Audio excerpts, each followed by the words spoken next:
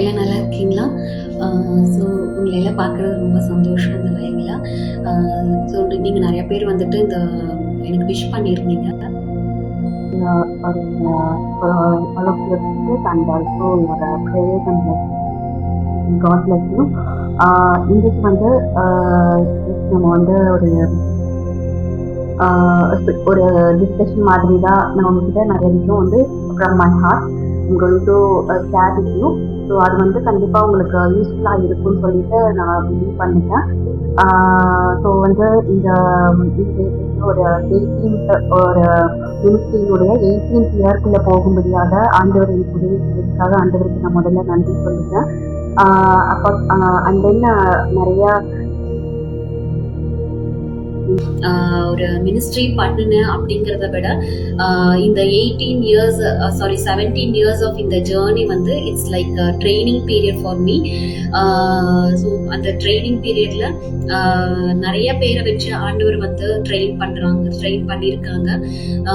So இப்போ அவங்களெல்லாம் வந்து இந்த நாளில் நான் நினச்சி பார்த்தேன், how God use them to train me for the kingdom of God. அவங்க இல்லாமல் இருந்திருந்தா கண்டிப்பா அந்த அளவுக்கு கடவுளுடைய ராஜ்யத்துல யூஸ்ஃபுல்லா இருக்கும்படியாக நான் இருந்திருப்பேனாங்கிறது கஷ்டம்தான். ஸோ நிறைய பேருடைய ஒரு கனெக்ஷன், டிவைன் கனெக்ஷன்ஸ் ஆண்டவர் கொடுத்து அவங்க மூலியமாக ஆண்டவர் என்னை உருவாக்கி அவருடைய திட்டத்துக்கு ஏற்றாற்போல ஆண்டவர் என்னை நடத்தி கொண்டு வந்திருக்கிறாரு. அதுக்காக ஆண்டவருக்கு நான் நன்றி சொல்றேன்.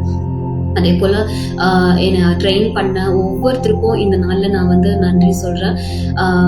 எஸ்பெஷலி வந்துட்டு என்னுடைய ரோல் மாடலா இருந்தது என்னுடைய காலேஜ் கரஸ்பாண்டன்ட் மேம், அவங்க அம்மா, அவங்க ரூத் ஞானப்பிரகாசம். அவங்க தான் என்னுடைய இன்ஸ்பைர்ட் ஒரு பர்சன். அவங்களுடைய அந்த போல்ட்னஸ், அவங்களுடைய அந்த பேஷன், அது எல்லாமே தான் என்னை ரொம்ப இன்ஸ்பயர் பண்ணிச்சு அந்த நாட்கள்ல. ஸோ அவங்கள இந்த நேரத்தில் நான் நினைச்சு பார்க்குறேன். அண்ட் தென் மை பாஸ்டர் அம்மா அவங்களையும். ஸோ எனக்கு ஏன்னா இந்த அளவுக்கு அந்த ஒரு 17 இயர்ஸ் வந்து கடவுளுடைய காரியத்துல எல்லா விதத்திலும் நான் ட்ரெயின் ஆகும்படியாக என் கூட வந்து என்ன சொல்ற ஒரு சப்போர்ட்டிவா இருந்தாங்க எல்லா விஷயத்திலுமே. மினிஸ்ட்ரியில எனக்கு நிறைய விஷன்ஸ், நான் ஆசைப்படுற விஷயங்கள் எல்லாமே எனக்கு அவங்க செஞ்சு கொடுத்தாங்க. எனக்கு தெரிஞ்சு அவங்க வந்து நான் சொன்ன விஷயங்களுக்கு இந்த மாதிரி மினிஸ்ட்ரியில இந்த மாதிரி பண்ணலாம், அது நான் செய்யலாம், இந்த மாதிரி மூவ் பண்ணலாம் அப்படிலாம் சொல்லும் பொழுது எனக்கு தெரிஞ்சு ஒரு விஷயத்துக்கு கூட அவங்க நோ சொன்னதே கிடையாது.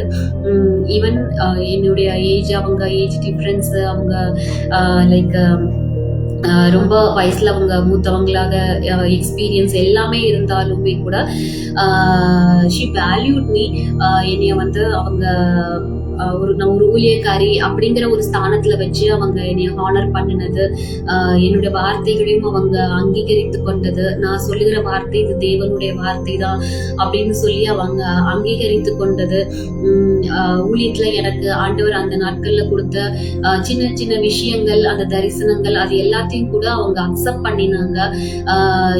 எதுக்குமே வந்துட்டு அவங்க மறுப்பு தெரிவிச்சதே கிடையாது. தென் வந்துட்டு அவங்க என்னை நம்பி கொடுத்த அந்த எல்லா விஷயங்கள், அதெல்லாம் இல்லாம இருந்திருந்தா கண்டிப்பா இந்த அளவுக்கு நான் இருந்திருப்பேனான்னு எனக்கு தெரியல. தென் வந்து என்னை நம்பி முழுவதுமாக கொடுத்த காரியங்கள் அது மட்டும் இல்ல. தென் வந்து பார்த்தா அவங்க என் மேல வச்சிருந்த ஒரு பெரிய ஒரு நம்பிக்கை, எல்லாத்தையும் நான் கரெக்டா செய்வேன் அப்படின்னு சொல்லிட்டு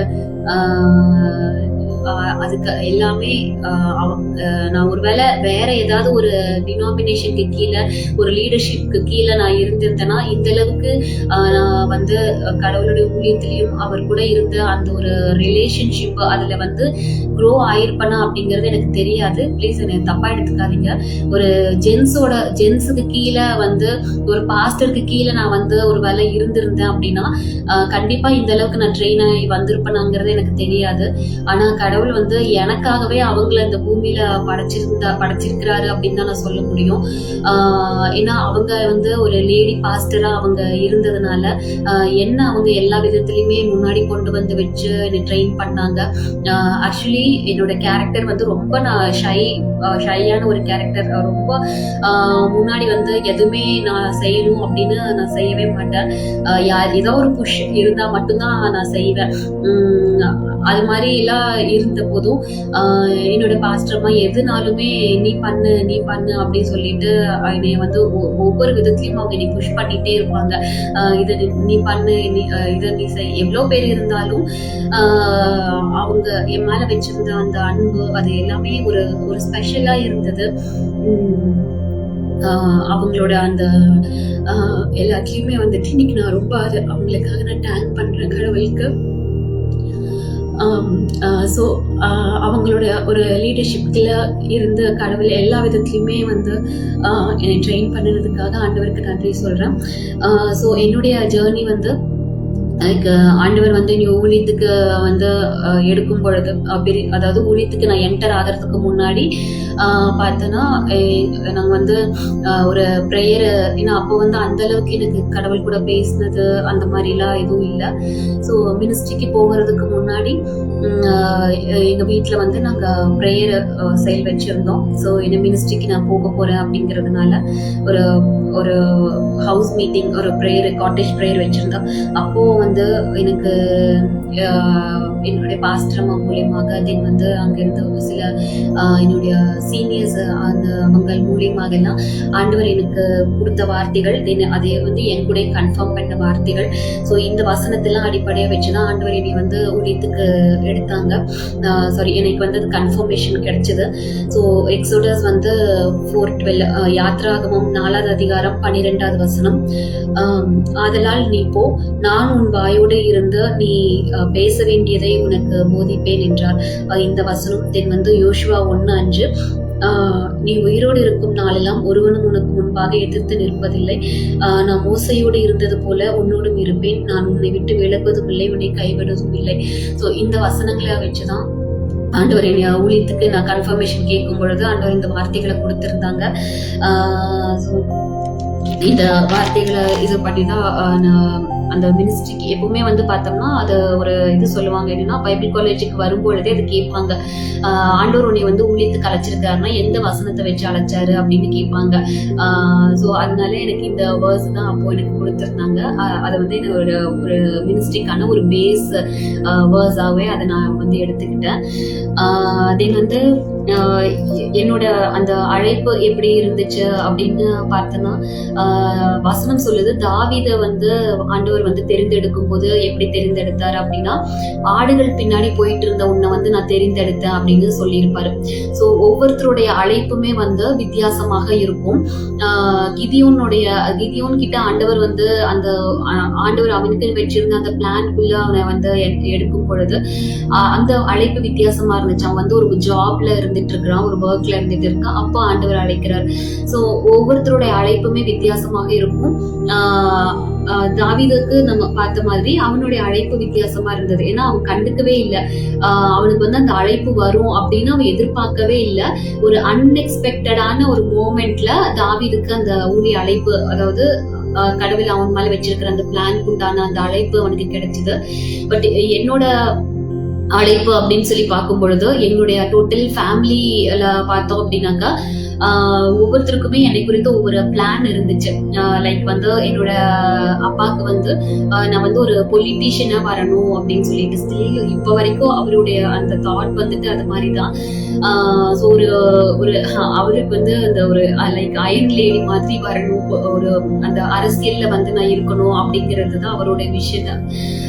தென் வந்து என்னுடைய ஃபேமிலி சர்க்கிள்ல என்னுடைய அங்கிள்ஸ், அவங்களுக்கு வந்து எனக்கு 4 அங்கிள்ஸ். ஸோ ஒவ்வொருத்தவங்களுக்கும் ஒவ்வொரு மாதிரி அவங்க ஃபீல்ட்ல இருந்தனால அவங்க ஃபீல்டுலயே நான் வரணும் அப்படின்னு என்னோட நேம் கூட வந்து அதுக்கு தகுந்த மாதிரி வச்சாங்க. இப்பவும் வரைக்குமே எனக்கு நிறைய நேம்ஸ் இருக்கு. ஒவ்வொருத்தரும் அவங்க ஃபீல்டுல நான் எப்படி வரணும்னு நினைச்சாங்களோ அந்த ரிலேட்டடான நேம்ஸை வச்சு தான் கூப்பிடுவாங்க. ஸோ என்னோட ஒரு அங்கிளுக்கு வந்து நான் வந்து கவர்மெண்ட் ஜாப்ல வந்து செட்டில் ஆகணும், லைக் வந்து IAS IPS அந்த மாதிரி ஒரு ரிலேட்டடான ஒர்க்ல நான் இருக்கணும் அப்படின்னு சொல்லிட்டு அவங்களுடைய ஒரு ட்ரீம் என்னை பத்தி. தென் வந்து இன்னொரு அங்கிளுக்கு வந்துட்டு என்னோடது அவங்களுக்கு வந்து எப்படின்னா லைக் ஒரு சினி ஃபீல்டில் நான் இருக்கணும் அப்படின்னு சொல்லிட்டு அவங்களுடைய ஒரு ட்ரீமா. ஸோ சின்ன வயசுல இருக்கும் பொழுது ஒரு 2-3 இயர்ஸ் அந்த டைம்ல அந்த சைல்ட்ஹுட் ஆக்ட்ரஸா போயிட்டு எனக்காக அவங்க ஒரு ஆக்டர் கிட்ட ஆக்டர் அவங்க கிட்ட எல்லாம் பேசி அவங்க அப்பாயின்மெண்ட் எல்லாமே வாங்கி எல்லாமே ரெடி பண்ணாங்க. பட் என்னுடைய அம்மாவோட ஒரு ஸ்ட்ரிக்டான ஒரு இதனால அந்த ஃபீல்டுக்கு நீ போகக்கூடாது, விடவே மாட்டேன் என்னோட குழந்தைய அப்படின்லாம் சொல்லிட்டு அவங்க இது பண்ணாங்க. ஸோ அது மாதிரி ஒவ்வொருத்தருக்கும் என்னோட ஃபேமிலியில ஒவ்வொருத்தருக்குமே வந்து என்னை பத்தி ஒரு நிறைய ட்ரீம் அவங்களுக்கு இருந்துச்சு. அதுக்கு தகுந்த மாதிரியே ஒவ்வொருத்தரும் அந்த நேம்ஸ் எல்லாமே வச்சுக்கிட்டாங்க. ஸோ ஆனா என்னுடைய அம்மாவுக்கும் வந்துட்டு ட்ரீம் என்ன அப்படின்னா அவங்க வந்து நான் வந்து ஒரு டீச்சரா போகணும் அப்படின்னு சொல்லிட்டு அவங்களோட ட்ரீமா இருந்துச்சு. ஸோ என்னுடைய ஆக்சுவல் ட்ரீமே வந்து நான் எதுவுமே ட்ரீம் பண்ணவே முடியல. ஏன்னா அது சின்ன வயசுல இருந்தே மினிஸ்ட்ரி அப்படிங்கிற அந்த ஒரு விஷயத்த என் மைண்ட்ல அவங்க போட்டதுனால வேற எந்த ஒரு காரியமும் என்னோட மைண்ட்ல வரவே இல்லை. ஸோ வெரி யங் ஏஜ் அந்த சைல்ட்ஹுட் இதுலயே வந்துட்டு பார்த்தோன்னா என்னை வந்து ஊழியத்துக்கு தான் நீ அப்படிங்கிற அந்த அந்த ஸ்பார்க்கு அந்த சீடை வந்து எனக்குள்ள அதை விதைச்சிட்டாங்க. அட் த ஏஜ் ஆஃப் 3 எனக்கு வந்து பிகாஸ் ஆஃப் சம் ஃபேமிலி ஒரு ரிலேட்டிவ்ஸ் உடைய ஒரு ப்ரெஷர்னால அவங்க என்னை வந்து லைக் ஒரு விதமா இது வந்து ஒரு அரகெண்டா அவங்க என்னை ட்ரீட் பண்ணனதுனால நான் வந்துட்டு அந்த ஃபிக்ஸ் வியாதிக்கு வந்து நான் வந்து உட்படப்பட்டேன்.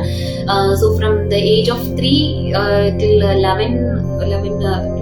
13 இயர்ஸ் வரைக்குமே எனக்கு வந்துட்டு அது கண்டினியூஸா வந்து ஃபிக்ஸ் வர ஆரம்பிச்சிருச்சு. ஸோ அப்போ எவ்வளோ ட்ரீட்மெண்ட்ஸ் எல்லாமே நாங்கள் பார்த்தோம், நிறைய ஊர்ல எல்லாமே பார்த்தாங்க. ஸோ கண்டினியூஸா அந்த எவ்ரி மந்த் ஈவன் ஒரு 15 days ஒன்ஸ் அது வந்துட்டே இருக்கும். ஸோ அதனாலே வந்துட்டு நான் நிறைய அந்த சைல்ட்ஹுட் ஒரு மெமரிஸ் அந்த மாதிரி எல்லாமே நான் ரொம்ப மிஸ் பண்ணேன். அந்த ஒரு 13 இயர்ஸ் அப்படின்னும் பொழுது அது 3 to 13 வரைக்குமே அந்த இயர்ஸ் ஃபுல்லாமே வந்துட்டு ஒரு 15 days 10 days ஒன்ஸ் அந்த மாதிரி ஃபிக்ஸ் வந்துட்டே இருக்கும். அதனாலே ரொம்ப அது பாதிக்கப்பட்டதுனால என்னோட பிரெயினுக்கு போற அந்த நர்வ்ஸ் எல்லாமே வந்து ரொம்ப பாதிக்கப்பட்டுடுச்சு. அப்போ அந்த ஒரு சர்டன் பீரியட்ல அட் த ஏஜ் ஆஃப் 13 அப்போ டாக்டர்ஸ் வந்து ஃபைனலா ஒரு டேட் அவங்க ஒரு இது சொல்லிட்டாங்க, என்னன்னா இனி நெக்ஸ்ட் டைம் வந்து இந்த பொண்ணுக்கு வந்து ஃபிக்ஸ் வந்துச்சு அப்படின்னா கண்டிப்பா வந்து இவங்களை காப்பாற்றவே முடியாது, அதனால முடிஞ்ச அளவுக்கு வராம பாத்துக்கோங்க அப்படின்ட்டு. ஏன்னா நிறைய ட்ரீட்மெண்ட் பார்த்துட்டாங்க அதுக்கு. ஸோ ஃபுல்லி என்னோட அந்த சைல்ட்ஹுட் எல்லாமே நான் வளர்ந்தது ஃபுல்லாமே மெடிசன் தான். ஏன்னா சாப்பாடே கிடையாது, ஃபுல் அண்ட் ஃபுல் மெடிசன் தான். எதுவுமே சாப்பிட முடியாது. ஈவன் எந்த ஒரு சின்ன விஷயம் எடுத்துட்டாலும் ஒரு ஃப்ரூட்ஸ் சாப்பிட்டாலும் கூட இமீடியட்டா அது வந்து ஃபீவர் வந்துடும். அதுவும் நம்ம இருக்கிற அந்த கோயம்புத்தூர் கிளைமேட் அப்பெல்லாம் ரொம்ப ரொம்ப கோல்டு கிளைமேட். ஸோ அது மாதிரி எனக்கு அது ஒத்துக்கவே இருக்காது. அதனாலே ரொம்ப அந்த அந்த ஒரு வியாதினாலே ரொம்ப நான் கஷ்டப்பட்டேன்.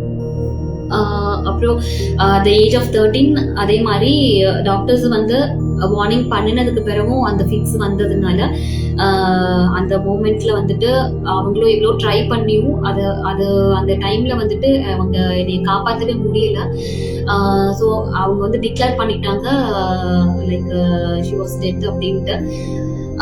அந்த மூமெண்ட்ல வந்து அம்மா வந்து என்ன பண்ணாங்கன்னா எனக்காக ப்ரே பண்ணாங்க. அப்போதான் வந்துட்டு அவங்க ஆண்டவர்கிட்ட வந்து ஆண்டவரே இந்த பொண்ணை வந்துட்டு இது இறந்து போயிடுச்சுன்னு சொல்லிட்டு டாக்டர் சொல்றாங்க, எனக்கு இருக்கிறது ஒரே பொண்ணு, அதனால இந்த பொண்ணு நான் வந்து ஊழியத்துக்கு நீங்க திரும்ப உயிர் கொடுத்தீங்கன்னா நான் ஊழியத்துக்கு நான் கொடுக்குறேன் அப்படின்னு சொல்லிட்டு அவங்க டெடிகேட் பண்ணிட்டு ஹாஸ்பிட்டல்ல வச்சு அவங்க ப்ரே பண்ணிட்டே இருந்தாங்க. அவங்க ப்ரே பண்ணிட்டு அழுது ப்ரே பண்ணி அந்த டெடிகேஷனுக்கு கொடுத்ததுக்கு பிற்பாடு ஒரு ஒரு காட்ஸோடைய ஒரு என்கவுண்டர் பை காட்ஸ் கிரேஸ்ல திரும்ப என்னோட அந்த ஜீவன் எனக்குள்ள திரும்ப வந்துச்சு. ஆண்டவர் எனக்கு திரும்பவுமாக உயிர் கொடுத்து திரும்ப என்னோட லைஃப் ஜேர்னியை நான் கண்டினியூ பண்ணும்படியாக ஆண்டவர் எனக்கு உதவி செஞ்சாரு. ஸோ அந்த ஆஃப்டர் தட் வந்து எனக்கு இது வரைக்குமே வந்து அந்த வியாதி வந்ததுக்கான ஒரு அறிகுறியே இல்லாதபடிக்கு ஆண்டவர் என்னை பாதுகாத்துட்டு இருக்கிறாரு.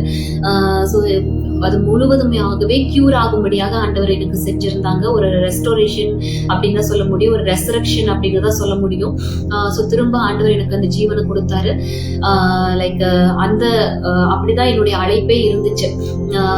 தாவீது மாதிரி வந்து நான் ஏதோ ஒரு அன்எக்ஸ்பெக்டடா வந்து ஆண்டவர் என்னை தெரிஞ்சு கொண்டதோ இல்லை, அல்லது ஏதோ ஒரு நோக்கத்துக்காக நம்ம ஆண்டவர் வந்து இப்படி தெரிந்து கொண்டார், அப்படி இல்லை. வாலண்டியரா வந்து நீ வந்து நான் ஒப்பு கொடுக்கும்படியாக வைக்கப்பட்டது. ஏன்னா என்னுடைய ஃபேமிலி சர்க்கிள் எல்லாருமே வந்து அவங்க ஒவ்வொருத்தரும் ஒவ்வொரு ட்ரீம்ல இருந்தாங்க. லைக் வந்து அதுக்கு ஏற்ற மாதிரிதான் என்னுடைய படிப்பும் இருந்துச்சு. ஸோ எல்லாருடைய ட்ரீமும் ஒவ்வொருத்தரும் நீ இது மாதிரிதான் ஆகணும், அது மாதிரிதான் ஆகணும்னு சொல்லி சின்னதுல இருந்தே என்னைய வந்து அவங்க அதுக்கு மாதிரியே ட்ரெயின் பண்ண, ஒவ்வொருத்தரும் ஒவ்வொரு மாதிரி ட்ரெயின் பண்றதுக்கு அவங்க அதை ஸ்டார்டட். ஆனாலும் கடவுளுடைய ஒரு திட்டம் என் மேல அந்த ஊழியத்துக்கு தான் இருக்கணும்னு இருந்ததுனால கடவுள் வந்து என்னைய ஊழியத்துக்கு பிரித்தெடுத்தாங்க. ஸோ டோட்டலா எல்லாருமே வந்து அதை அக்செப்ட் பண்ணும்படியான ஒரு சிச்சுவேஷன் அந்த இடத்துல காட் வந்து கிரியேட் பண்ணி கொடுத்தாங்க. அப்போ தென் வந்து அந்த 13 இயர்ஸ்ல இருந்து முழுவதுமாக ஊழியத்துக்கு தான் நம்ம போக போறோம் அப்படிங்கிற அந்த ஒரு சீட் எனக்குள்ள கண்டினியூஸா அதை வந்து போட்டு வச்சிருந்தாங்க. அதனால எனக்குன்னு சொல்லி நான் இப்படிதான் வரணும், நான் இந்த மாதிரி எல்லாம் ஆகணும் அப்படின்னு எந்த ஒரு ட்ரீமுமே இல்லை. ஸோ சின்னதுல இருந்தே இந்த ஊழியத்துக்கு அப்படிங்கிறதுனால அப்படியேதான் என்னுடைய ஆசையும் இருந்துச்சு. அதுவே என்னுடைய ட்ரீமாக நான் வந்து எடுத்துக்கொள்ள ஆரம்பிச்சேன். ஸோ அந்த ரெஸ்டோரேஷன், ஒரு ரெசரக்ஷன், அந்த ஒரு ரெசரக்ஷன்ல இருந்து டோட்டலா என்னுடைய அந்த லைஃப் ஸ்டைல் அது எல்லாமே டோட்டலாவே மாற ஆரம்பிச்சது. திரும்ப எனக்கு அந்த உயிர் வந்ததுக்கு பிற்பாடு அந்த 13 இயர்ஸ் வந்து எவ்வளோ ஒரு நான் கஷ்டப்பட்டேனோ, அந்த எதுவுமே வந்து ஒரு சைல்டுஹுடா நான் வந்து சாப்பிட முடியாது. குழந்தைங்க விரும்புற மாதிரி ஒரு ஃப்ரூட்ஸ், ஒரு ஸ்நாக்ஸ், ஈவன் ஒரு ஐஸ்கிரீம் அந்த மாதிரி எல்லாம் எதுவுமே நான் வந்து எடுத்துக்கவே முடியாது. ஈவன் வந்து ஒரு பாத்திங் கூட நம்ம நினைச்ச நேரத்துக்கு எடுக்க முடியாது. வீக்லி ஒன்ஸ் தான் வந்து பாத் பண்ணவே முடியும்.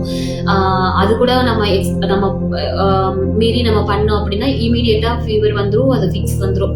ஸோ அந்த மாதிரி ரொம்பவுமே வந்து எனக்கு அது கஷ்டமான ஒரு ஜேர்னி தான் அந்த 13 இயர்ஸ். ஆனா ஆண்டவர் அந்த ரெசரக்ஷனுக்கு பிறகு பார்த்தோம்னா இட்ஸ் டோட்டலி டிஃப்ரெண்ட். என்னுடைய அந்த ஜேர்னி வந்து டோட்டலா டிஃப்ரெண்ட் ஆயிடுச்சு. இப்போ எல்லாம் வந்து பார்த்தோன்னா அப்போ வந்து எனக்கு அந்த டைம் எல்லாம் எப்படி இருக்குன்னா கொஞ்சம் கூட கோல்டு எடுக்கவே கூடாது. ஆனா இப்போ ஆஃப்டர் தட் பார்த்தோன்னா எனக்கு கொஞ்சம் கூட அந்த ஹீட் இருக்கிறதே எனக்கு எடுத்துக்க முடியாது. என்னோட பாடிக்கு அது அக்செப்டே ஆகாது. ஸோ எப்பவுமே ரொம்ப கூலிங்கா இருக்கணும், கூலிங்காகவே எடுக்கிறது அந்த மாதிரி டோட்டலாவே அது வந்து மாறிடுச்சு. ஸோ அந்த வியாதி இருந்ததுக்கான ஒரு அறிகுறியே இல்லாதபடிக்கு ஆண்டவர் அதை முற்றிலுமாக அதை மாற்றி கொடுத்தாங்க. ஸோ அது மாதிரிதான் உங்களுக்கு நான் சொல்றேன், ஒருவேளை உங்களோட லைஃப்ல ஏதாவது ஒரு விஷயத்துல நீங்க போய்கிட்டு இருக்கீங்க, ஒரு விஷயத்துல நீங்க டிராவல் பண்ணிட்டு இருக்கீங்க அப்படின்னா அந்த ஜேர்னி, அந்த கஷ்டம் ஒருவேளை அந்த டைம்ல உங்களுக்கு எப்படி இருக்குன்னா, நான் கஷ்டப்படுறேன், நான் ரொம்ப இதுல நான் வந்து சிரமப்பட்டு கொண்டு இருக்கேன் அப்படின்னு நீங்க நினைக்கலாம். ஆனா ஆண்டவருடைய அந்த ரெசரக்ஷன், அந்த ஒரு சீசன் வரும் பொழுது ஆண்டவர் உங்களை ரெசரெக்ட் பண்ணிட்டார் அப்படின்னா நீங்க அந்த பாதையில போயிருக்கிறீங்க அப்படிங்கிறதுக்கான ஒரு விஷயமே இல்லாதபடிக்கு, அந்த ஒரு அடையாளமே இல்லாதபடிக்கு ஆண்டவர் உங்களைய மாற்றி அமைக்கக்கூடும். உங்களுடைய சீசனை ஆண்டவரால மாற்ற முடியும். ஆமீன். ஸோ நீங்க இப்போ இதை பார்த்துட்டு இருக்கிறவங்க என்ன மாதிரியான ஒரு டஃப் ஒரு சிச்சுவேஷன்ல நீங்க போய்கிட்டு இருந்தாலும், என்ன மாதிரியான ஒரு ஹார்ட் சிச்சுவேஷன்ல நீங்க போய்கிட்டு இருந்தாலும், அது அந்த ஹார்டான ஒரு சிச்சுவேஷன், அந்த டஃப் சிச்சுவேஷன்ல நீங்க போயிருக்கிறதுக்கான ஒரு அடையாளமே இல்லாதபடிக்கு ஆண்டவர் உங்களை ரெசரெக்ட் பண்ணுவாரு. ஆமீன். ஸோ ஒருவேளை நீங்க ஒரு வியாதியில நீங்க போய் கொண்டு இருக்கலாம், டிராவல் பண்ணி கொண்டு இருக்கலாம், அல்லது ஏதாவது ஒரு மனசோர்வுல நீங்க போய் கொண்டு இருக்கலாம், ஒரு ஃபெயிலியர்ல போய் கொண்டு இருக்கலாம். ஆனா ஆண்டவருடைய அந்த ரெசரக்ஷன் சீசன், அது வந்து ஒரு சீசன். ஸோ அந்த ஒரு சீசனுக்குள்ள நீங்க வரும்பொழுது ஆண்டவர் உங்களை ரெசரெக்ட் பண்ண ஆரம்பிப்பார்.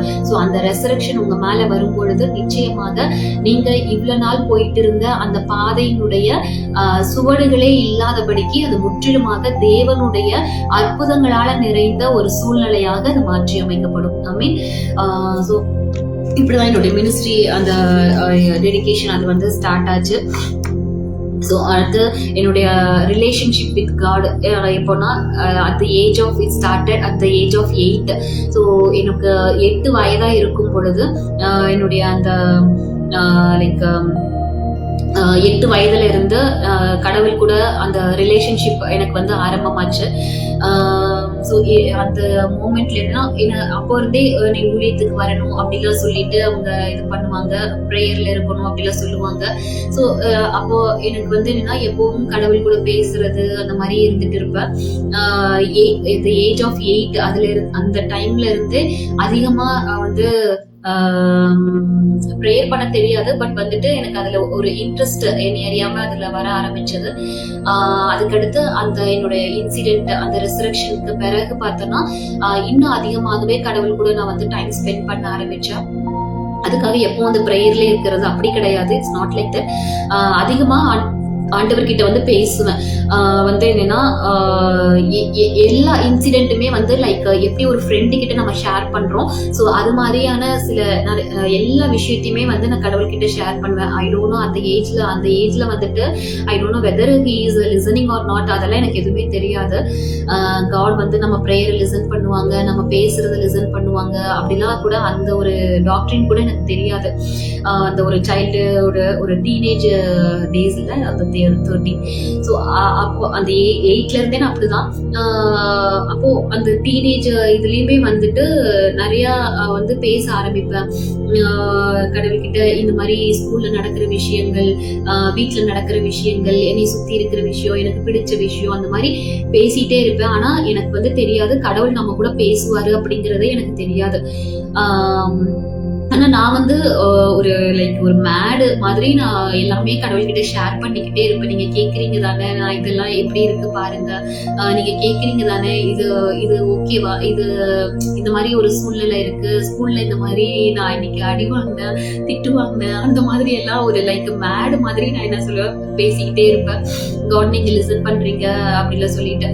ஆனா ஒரு like at the age of 15ல வந்துட்டு நான் வந்து ஒரு ஹாஸ்டல்ல தான் நான் வந்து இருந்தேன். மோஸ்டா வந்து என்னோட லைஃப் ஜேர்னி வந்து என்னோட ரிலேட்டிவ்ஸ் வீட்டில் இருக்கிற மாதிரி இருந்துச்சு. ஆஃப்டர் தட் கொஞ்சம் வந்து ஹாஸ்டல் ஸ்டே அந்த மாதிரி போயிட்டேன். ஸோ அப்போது அங்கே வந்து அது வந்து ஒரு கேத்லிக் சர்ச், அது கான்வென்ட்ல நான் படித்தேன். அது வந்து ஒரு கேத்லிக் கான்வென்ட்டா. ஸோ அங்கே தான் ஹாஸ்டல்ல இருந்தேன். அங்கே வந்து மதர் ஆஃப் மேரி அவங்கள தான் வந்து அவங்க வர்ஷிப் பண்ணுவாங்க. அப்போ அங்க இருந்துட்டு இருக்கும்போது ஒரு நாள் நைட்டு வந்து காட் வந்து என்கிட்ட அப்பதான் ஃபர்ஸ்ட் டைம் நான் வந்து காடோட வாய்ஸை நான் கேட்கிறேன். அந்த ஏஜ் ஆஃப் 15 எப்படின்னா எப்படி அந்த சாமுவேல் கிட்ட வந்து ஆண்டவர் கூப்பிடுவார் இல்ல, சாமுவேலே சாமுவேலே அப்படின்னு சொல்லி கூப்பிடுவாங்க. எக்ஸாக்ட்லி வந்துட்டு என்னோட எக்ஸ்பீரியன்ஸ் எல்லாமே வந்து இந்த பைபிள் ரிலேட்டடாவே எனக்கு அது நடந்திருக்கு. ஸோ அப்போ வந்து அந்த நைட்டு வந்துட்டு இருக்கேன். அப்போ வந்து இந்த மாதிரி என்னோட நேம் சொல்லி இது வரைக்கும் நான் கேட்காத ஒரு வாய்ஸ், ஒரு ஜென்ஸோட மாதிரியான ஒரு வாய்ஸ். ஏன்னா அது வந்து ஃபுல் அண்ட் ஃபுல் வந்துட்டு கேர்ள்ஸ் ஸ்கூல், அது கான்வென்ட், கேர்ள்ஸ் கான்வென்ட். அங்க வந்து எந்த ஒரு ஜென்ஸுக்கும் வந்துட்டு பெர்மிஷனே கிடையாது, அலோடே கிடையாது. அது வந்து ஃபுல்லா சிஸ்டர்ஸ் ரன் பண்ற ஒரு கான்வென்ட். ஸோ அப்பதான் ஃபர்ஸ்ட் டைம் வந்து நான் ஒருத்தருடைய வாய்ஸை நான் கேட்கிறேன். இது வரைக்கும் அப்படி அந்த மாதிரியான ஒரு வாய்ஸை நான் கேட்டது இல்லை. ஃபர்ஸ்ட் டைம் நான் கேட்கிறேன். என்னோட பேரை சொல்லி கூப்பிட்டுட்டே இருக்காங்க. அப்போ எனக்கு வந்து நைட்டு வேற, எனக்கு ரொம்ப அந்த டைம்ல எனக்கு என்ன பண்றது தெரியல, பயம் ஆயிடுச்சு. யாரும் நம்மளை கூப்பிடுறாங்க அப்படின்ட்டு நான் ரொம்ப கண்ணு அப்படியே இறுக்கி முடிவு பண்ணிட்டேன். அப்போ எனக்கு அது தெரியல. அப்புறம் ஆஃப்டர் தட் அதுக்கு பிறகு கொஞ்சம் கொஞ்சமா அந்த வாய்ஸ் அப்படியே எனக்கு கேட்க ஆரம்பிச்சுட்டே இருந்தது. வந்து அப்புறம் தான் எனக்கு அது எல்லாமே இந்த பைபிள் ஸ்டோரி அதெல்லாம் படிக்கும் பொழுதுதான் எனக்கு அதெல்லாம் என்ன சண்டே கிளாஸ்ல அதெல்லாம் சொல்லி தருவாங்களா, அப்ப அதெல்லாம் படிக்கும் போல தெரிஞ்சிச்சு. ஓகே, இப்படிதான் கடவுள் கூப்பிடுவார் போல, சாமுவேல வந்து கூப்பிட்டு இருக்கிறாரு, அப்ப நம்மளே வந்து காடு தான் கூப்பிட்டு இருக்கிறாரு அப்படிங்கிறது எல்லாமே அப்பதான் எனக்கு தெரிய ஆரம்பிச்சது. ஸோ அதுல இருந்து கடவுளுடைய அந்த வாய்ஸ் வந்து கேட்கும்படியாக ஆண்டவர் எனக்கு அந்த ஒரு ஜோனுக்குள்ள, அது எல்லாமே வந்து ஒரு லைக் ஸ்பிரிச்சுவல் திங்ல நம்ம ஒவ்வொரு இதுலயுமே வந்து போகிறது வந்து it's like a zone, it's like ஒரு லெவல் அப்படின்னு நம்ம சொல்லலாம். ஸோ அப்போ அந்த லெவல், அந்த ரெலம்குள்ள அப்பதான் நான் போறேன். கடவுளுடைய அந்த வாய்ஸ் கேட்கிற அந்த ஒரு ரெலம். அப்போ இருந்து ஏன்னா எனக்கு கடவுள் பேசுவாருங்கிறதே தெரியாது, நானா பேசிட்டே இருந்தேன். ஆனா ஒரு நாள் அவரே என்கிட்ட வந்து பேச ஆரம்பிச்சாரு.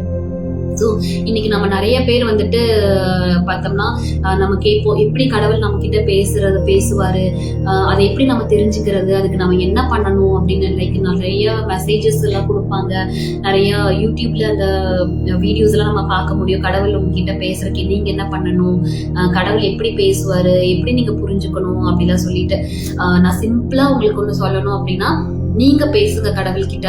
நீங்க பேச பேச அவர்கிட்ட நீங்க உங்களோட கான்வர்சேஷன் இருக்க அவர் என்ன செய்வாரு, உங்ககிட்ட அன்எக்ஸ்பெக்டடான ஒரு டைம்ல கடவுள் உங்ககிட்ட பேச ஆரம்பிப்பாரு. லைக் ஃப்ரெண்ட்லியா, ஒரு இன்னசென்ட் ஹார்ட்டோட நம்ம அவர்கிட்ட பேசும் பொழுது கண்டிப்பா அவர் நம்ம கிட்ட பேசாம இருக்கவே முடியாது. கடவுள் நம்ம கிட்ட பேச ஆரம்பிப்பாங்க. So this is what my experience. ஒருவேளை மேபி நீங்க வந்து இந்த ப்ரேயர்ல உட்கார்ந்துட்டு இருந்தாதான் கடவுள் பேசுவாரு அப்படின்னு உங்க எக்ஸ்பீரியன்ஸ்னா இட்ஸ் ஓகே, ஃபைன். பட் எனக்கு வந்து என்னுடைய எக்ஸ்பீரியன்ஸை வந்து ஷேர் பண்ணணும். ஏன்னா மேபி ஒருவேளை இந்த மாதிரி ஒரு பாத்துல போயிட்டு இருக்கிறவங்களுக்கு அது யூஸ்ஃபுல்லா இருக்குங்கிறதுனாலதான் I am just sharing my experience, right? Okay. அப்போ இது வந்து நம்ம வந்து சிலர் சொல்லுவாங்க, நம்ம வந்து ப்ரேயர்ல வந்து கொஞ்ச நேரம் அப்படியே சைலண்டா இருந்துட்டு இருந்தா ஒருவேளை கடவுள் நம்ம கிட்ட அப்பதான் கடவுள் பேசுவாரு அப்படிம்பாங்க. அந்த வாய்ஸ் நான் சொல்றேன், ஆடிபிளான வாய்ஸ். ஸோ அப்போ நம்ம சைலண்டா இருக்கும் பொழுது அந்த வாய்ஸ் நம்ம கேட்க முடியும் அப்படின்னு சொல்லுவாங்க. தென் வந்து ஃபாஸ்டிங் இருந்துட்டு இருந்தோம்னா கடவுள் பேசுறத கேட்க முடியும் அப்படின்னு சொல்லுவாங்க.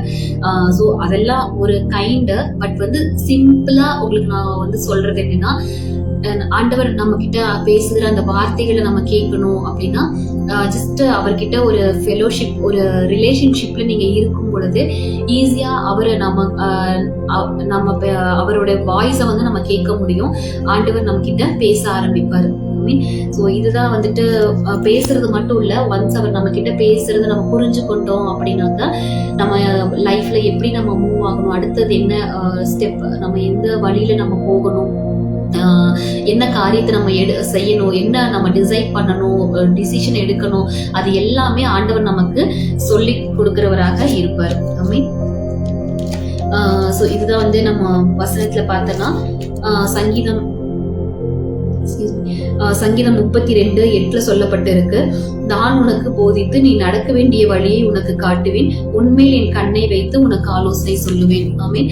ஸோ இதுதான் வந்து அந்த வசனம், அந்த இதுக்கான ஒரு மீனிங். அப்போ வந்து கடவுள் நம்ம கிட்ட பேச ஆரம்பிச்சிட்டாரு அப்படின்னா ஈஸியா நம்மள வந்து நம்ம போகிற வழியை வந்து நம்ம புரிஞ்சு கொள்ள முடியும். நம்ம என்ன மாதிரியான ஒரு பாத்துல நம்ம போகிறோம், எப்படி நம்ம டிசிஷன் எடுக்கணும். நம்ம வந்து ஒவ்வொரு டைமும் ஒரு ப்ராஃபிட்டை தேடி ஓடிட்டு இருக்கணுங்கிற அவசியம் இருக்காது. சில சமயங்கள்ல வந்து காட் வந்து சைலண்ட் ஆயிருவாங்க. அப்போ நமக்கு வந்து என்ன டிசிஷன் எடுக்கிறதுனே தெரியாது. அந்த டைம்ல தான் நம்ம வந்து சில நேரம் ஊழியக்காரங்களை நம்ம தேடுவோம், அல்லது ஒரு ப்ராஃபிட்டை நம்ம தேடுவோம், இல்லது ஏதோ ஒரு கவுன்சிலர்ஸை நம்ம தேடுவோம். பட் வந்து நான் சொல்றேன்னா ஒரு 90% வந்து கடவுள் நம்ம கிட்ட பேச ஆரம்பிச்சுட்டாலே போதும், நம்மள நடத்திடுவாரு. உண்மையில நான் கண்ணை வச்சு உனக்கு ஆலோசனை சொல்றேன், நீ நடக்க வேண்டிய வழி உனக்கு நான் போதிப்பேன்னு சொல்றாருல. ஸோ அதுதான், அப்போ கடவுள் நம்ம கிட்ட பேச ஆரம்பிச்சுட்டாலே போதும், அவர் நம்மளை ஈஸியா நம்மளை நடத்தி கொண்டு போயிட்டே இருப்பாரு. ஸோ அதுக்காக நீங்க கடவுள் கிட்ட கேளுங்க, கடவுள் கிட்ட நீங்க பேசுங்க. Like share like friend. எல்லாத்தையுமே நம்ம ஃப்ரெண்ட்ஸ் கிட்ட நான் ஷேர் பண்றோம்ல. என்னோட லைஃப் ஜேர்னில என்னோட ஃப்ரெண்ட்ஸ் சர்க்கிள்ல நான் அதிகமா ஷேர் பண்ணதை விட கடவுள் கிட்டதான் நான் அதிகமா ஷேர் பண்ணியிருக்கேன். Even my families, my friends, அவங்கக்கிட்ட எல்லாம் நான் ஷேர் பண்ணினதை விட கடவுள்கிட்ட நான் அதிகமாக ஷேர் பண்ணியிருக்கேன். Because he is always available to me. ஏன்னா எப்பவுமே கடவுள் வந்து நம்மளோட சத்தத்தை கேட்கறதுக்கு அவர் ஆயத்தமாக இருக்கிறாரு. அவர் he is not a busy at all. நம்ம வந்து நம்ம தேடி போகிற லைக் நம்மளோட ஒரு ஃப்ரெண்டு கிட்ட நம்ம போய் ஷேர் பண்ணலாம் அப்படின்னு நம்ம நினைப்போம். ஆனா அவங்க அவைலபிளா இருக்க மாட்டாங்க, அல்லது அவங்க வேற ஏதாவது ஒரு சிச்சுவேஷன்ல இருப்பாங்க. ஸோ அதெல்லாம் விட நம்ம கடவுள்கிட்ட எல்லாமே நம்ம ஷேர் பண்ணும் பொழுது நமக்கு என்ன சொல்யூஷன் கொடுக்கலாம் அப்படிங்கிறத அவர் நமக்கு ஈஸியா நமக்கு அதை கொடுக்க முடியும், நம்ம அதை புரிந்து கொள்ளவும் முடியும். ஸோ அதனால உங்களோட லைஃப்ல அதிகமா நீங்க கடவுள்கிட்ட பேசுங்க. நீங்க பேச பேச அன்எக்ஸ்பெக்டடா கடவுள் உங்ககிட்ட பேச ஆரம்பிப்பாரு. அவர் ஒன்ஸ் உங்ககிட்ட பேச ஆரம்பிச்சிட்டார் அப்படின்னா அதை வந்து நம்ம ஸ்டாப் பண்ணவே முடியாது. Continuously he keep on speaking with you like a friend. அவரும் என்ன பண்ணுவார், நம்ம கிட்ட ஒரு ஃப்ரெண்டை போல பேச ஆரம்பிச்சிருவாரு. அதுதான் வந்து பார்த்தோம்னா பைபிள்ல சொல்லப்பட்டிருக்கு. மோசே கிட்ட நான் வந்து ஒரு சிநேகிதனை போல நான் பேசினேன்னு சொல்லிட்டு ஆபிரகாம் ஆண்டவர் சொல்றாரு, நீ அவரை வந்து என்னுடைய சிநேகிதன் அப்படின்னு சொல்லிட்டு.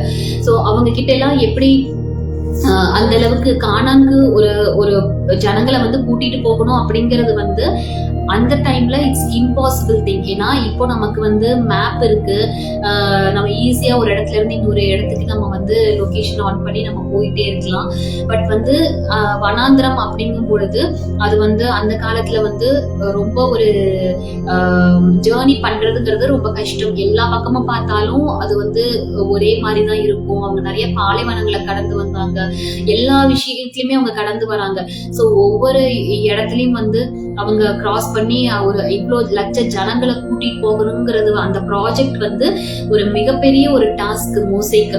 ஆனா மோசே வந்து அதை ஈஸியா ஒரு ஹேண்டில் பண்ணதுக்கு பெரிய ஒரு காரணமே வந்து கடவுள்கிட்ட அவன் பேசினதுதான். ஸோ அதுக்கு வந்து அவன் பிரேயர்லயே இருந்துட்டு இருந்தான் அப்படிங்கிறது அவசியம் கிடையாது. ஒண்ணு என்னன்னா, ஆண்டவர் நம்ம கிட்ட பேசணும் அப்படின்னா நம்ம 24 hours வந்துட்டு நம்ம பிரேயர்ல தான் இருக்கணும். அப்பதான் ஆண்டவர் நம்ம கிட்ட பேசுவாருங்கிறது வந்து அது வந்து நாட் த பாசிபிள் திங். ஏன்னா நம்ம எல்லாருக்குமே ஒர்க் இருக்கு, we have our own schedule. அந்த டைம்ல வந்துட்டு as a business ஒரு பிசினஸ் பண்ணிட்டு இருக்கோம், அல்லது ஒரு நம்ம ஜாபுக்கு போயிட்டு இருக்கிறோம். அந்த அப்படி இருந்துட்டு இருக்கும் பொழுது நம்ம பிரேயர்ல இருந்துட்டு இருந்தாதான் ஆண்டவர் நம்ம கிட்ட பேசுவாரு அப்படிங்கிறது வந்து it's not a possible thing. So நம்ம ஆண்டவர் கிட்ட பேசிட்டே இருக்கும் பொழுது நம்ம ஒரு ஃப்ரெண்ட்லியா அவர்கிட்ட பழகும் பொழுது இந்த ரிலேஷன்ஷிப் அதுதான். ஸோ அவர் நம்ம கிட்ட ஃப்ரெண்ட்லியா எல்லா விஷயங்களையும் நம்ம கிட்ட ஷேர் பண்ண ஆரம்பிப்பார். ஈவன் அபவுட் அவர் ஓன் லைஃப். நான் எப்பவுமே ஒன்று சொல்லுவேன், என்னன்னா உன்னை பத்தி நீ எல்லாமே கடவுள் கிட்ட ஷேர் பண்ண, அதே மாதிரி அவரும் அவரை பத்தி ஷேர் பண்ணுவாரு. அது மட்டும் இல்ல, உன்னை பத்தி உனக்கு தெரியாத விஷயத்தையும் அவர் உங்ககிட்ட ஷேர் பண்ணுவாரு அப்படின்னு நான் சொல்லுவேன் என்னோட ஸ்டூடெண்ட்ஸ் கிட்ட.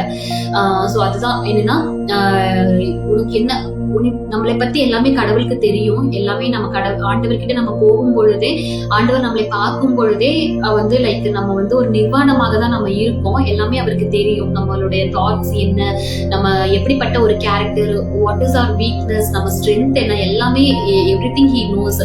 ஆனாலுமே ஃபார் தட் குட் ரிலேஷன்ஷிப் என்ன பண்ணணும், நம்ம அவர்கிட்ட நம்ம பேசணும். ஸோ அப்போ வந்து எல்லாத்தையும் நம்ம அவர்கிட்ட ஷேர் பண்ணணும். அப்படி நம்ம இருக்கும் பொழுது அதுக்கு வந்து ஒரு பெருசா ஒரு 2 hours டெய்லியும் செட் பண்ணி இந்த 2 hours நம்ம பேசலாமா, அல்லது இந்த 1 hour நம்ம செட் பண்ணி இந்த 1 hour பேசலாமா, அப்படி கிடையவே கிடையாது. ஈவன் இப்ப வரைக்கும் என்னுடைய ஆண்டவர்கிட்ட நான் பேசுறதுக்குன்னு ஃபிக்ஸ் பண்ணின ப்ரேயர் டைம் அப்படின்னு எதுவுமே கிடையாது. ஏன்னா நான் வந்து தூங்கிட்டு இருக்கிற டைமை விட மற்ற எல்லா நேரத்துலயும் நான் காட் கிட்ட பேசிட்டே தான் இருப்பேன். ஏதாவது ஒரு விஷயத்த நான் ஷேர் பண்ணிக்கிட்டே இருப்பேன். வந்து லைக் வந்து என்னுடைய விஷயங்களை நான் ஷேர் பண்ணுவேன். லைக் ஒரு சொசைட்டில நான் பார்க்குற விஷயங்கள், என்னுடைய ஹர்ட்ஸ், தென் வந்து என்னுடைய விஷஸ், ட்ரீம்ஸ், ஈவன் மற்றவங்களை நான் பார்க்கும் பொழுது அந்த விஷயங்களை கூட நம்ம நினைப்போம், நம்ம அதை வந்து கோல் சொல்றோமோ அப்படின்ட்டு. அது கூட நான் வந்து ஷேர் பண்ணுவேன். இவங்க பாருங்க எப்படி பிஹேவ் பண்றாங்க, see how அந்த பீப்புளுடைய இன்டென்ஷன் பாருங்க எப்படி இருக்கு அப்படிலாம் சொல்லிட்டு, லைக் ஒரு ஃப்ரெண்டு கிட்ட நம்ம எப்படி நம்ம ஷேர் பண்றோம்ல அந்த மாதிரி தான். ஸோ அதனால ஆண்டவர் உங்ககிட்ட பேசணும் அப்படின்னா you just start to speak with him. நீங்க பேச பேச கடவுளும் உங்ககிட்ட பேச ஆரம்பிப்பாரு. இந்த மோசே கிட்ட ஆண்டவர் பேசினாரு, ஆபிரகாம் வந்து ஆண்டவருக்கு வந்து சிநேகிதனா இருந்தான் அப்படிங்கிறது அவங்களுக்கு உரியது மட்டும் கிடையாது. இது எல்லாருக்குமே அந்த ஒரு உரித்தான ஒரு விஷயம் தான். ஸோ நம்ம கிட்டயும் ஆண்டவர் எப்படி மோசே கிட்ட பேசினாரோ, ஒரு ஃப்ரெண்ட்லியா இருந்தாரோ, அதே மாதிரி நம்ம கிட்டயும் கடவுள் இருக்க முடியும்.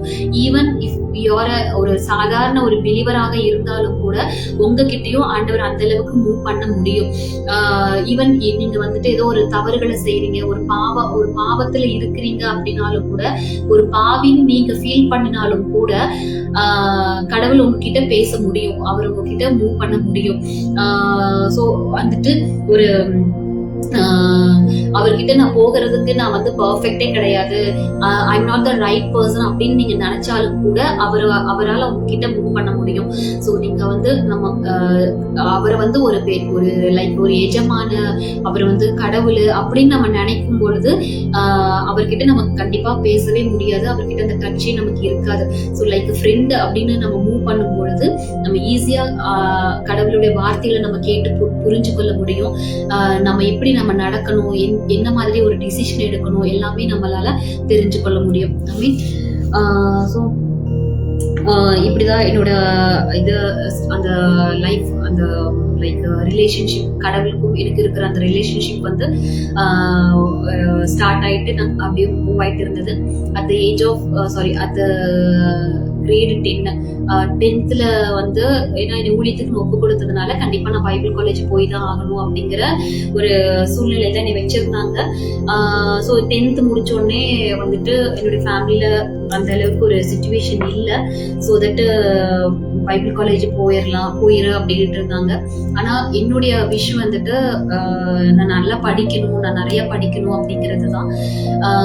ஸோ அப்போ நான் வந்து காட் கிட்ட நான் சொல்லியிருந்தேன், நான் 12th மட்டும் நான் படிச்சிடுறேன், 12th முடிச்சுட்டு நான் கண்டிப்பா நான் பைபிள் காலேஜ் வந்துடுவேன், எனக்கு ஹெல்ப் பண்ணுங்க அப்படின்னு சொல்லிட்டு. ஸோ 12th படிக்கிறதுக்கு ஆண்டவர் எனக்கு ஒரு வே எனக்கு ஓப்பன் பண்ணி கொடுத்தாங்க. ஸோ 12th கம்ப்ளீட் பண்ணிட்டு ஆஃப்டர் தட் வந்து நான் பைபிள் காலேஜ் போகிறதுக்கு ஆண்டவர் எனக்கு உதவி செஞ்சாங்க. ஸோ அந்த பைபிள் காலேஜ் ஒரு 2 years, இட்ஸ் லைக் ஸ்டார்டிங் வந்து ஒரு டிப்ளமோ கோர்ஸ் தான் பண்ணினேன். காலேஜ்ல முடிச்சதுக்கு பிற்பாடு வந்து அங்கே எனக்கு வந்து மினிஸ்ட்ரிக்கான எல்லா ஆப்பர்ச்சுனிட்டிஸுமே இருந்துச்சு. ரியலி கடவுளுக்கு எவ்வளோ நன்றி சொல்றதுன்னே தெரியல. ஏன்னா ஒரு மினிஸ்ட்ரி அப்படின்னாலே குவிஞ்சு கிடக்கிற ஒரு இடம், நான் கடவுள் என்னைய செட் பண்ணி வச்சிருந்த இடம். அங்க வந்து மினிஸ்ட்ரிக்கு பஞ்சமே கிடையாது, அவ்வளோ மினிஸ்ட்ரிஸ் அந்த இடத்துல வந்து உருவாக்கப்பட்டு இருந்துச்சு. எனக்காகவே அது இருந்ததுன்னு தான் சொல்ல முடியும். ஸோ எல்லா வகையான அந்த ஊழியத்தையுமே ஆண்டவர் எனக்கு கொடுத்து அதுல எல்லாமே நான் வந்து ட்ரெயின் பண்ணும்படியாக ஆண்டவர் எனக்கு உதவி செஞ்சிருந்தாங்க. ஸோ 2007ல வந்து மினிஸ்ட்ரிக்குள்ள ஸ்டெப் இன் ஆகிறேன். 2007ல இருந்து 2011 வரைக்கும் சேம் அதே கேம்பஸ்குள்ள இருந்து அந்த ஊழியத்தை எல்லாமே நான், இட்ஸ் லைக் பிக் கேம்பஸ், அந்த கேம்பஸ்குள்ள இருந்து அந்த எல்லா ஊழியத்தையும் நான் செய்யும்படியாக ஆண்டவர் எனக்கு உதவி செஞ்சாங்க. ஐ ஸ்டார்டட் அந்த என்னோட ஊழியத்துல எனக்கு ஃபர்ஸ்ட் கிடைச்ச சேலரி வந்து 317 ரூபாய். அதுதான் என்னோட ஃபர்ஸ்ட் சேலரி 2007ல. அது ஃபர்ஸ்ட் அப்படிங்கறதுனால நான் அது ஆஃபரிங் கொடுத்துட்டு கடவுளுக்கு கொடுத்தேன். தென் செகண்ட் மந்த்ல இருந்து என்னுடைய அந்த சேலரி அப்படிங்கிறது வந்து 500. ஈவன் வந்து 11 இயர்ஸ்ல வந்துட்டு என்னோட ஹையஸ்ட் சேலரி மினிஸ்ட்ரிக்கு நான் வாங்கினது அப்படின்னு பார்த்தோம்னா 3500. அதுதான் என்னோட ஹையஸ்ட் சேலரி. அதுலயும் வந்து நமக்கு வந்து எப்படி அந்த ஒரு 3500 ரூபாய்க்குள்ள எப்படி என்னோட லைஃபை நான் ரன் பண்ணிக்க முடியும் அப்படிங்கிற ஒரு ட்ரைனிங்கும் ஆண்டவர் அதுல எனக்கு கொடுத்தாங்க. ஸோ என்னோட லைஃப்ல ஈச் அண்ட் எவ்ரி திங் வந்து கடவுள் எனக்கு வந்து கற்றுக் கொடுத்து என்னைய வந்து லைக் வளர்த்தெடுத்தாரு அப்படின்னு தான் நான் சொல்ல முடியும். ஒருவேளை உங்களோட பிள்ளைகளை குறிச்சு நீங்க ஏதாவது வரி பண்ணிட்டு இருந்தீங்கன்னா நான் உங்களுக்கு சொல்றேன், கடவுளுடைய கரத்துல கொடுத்துருங்க.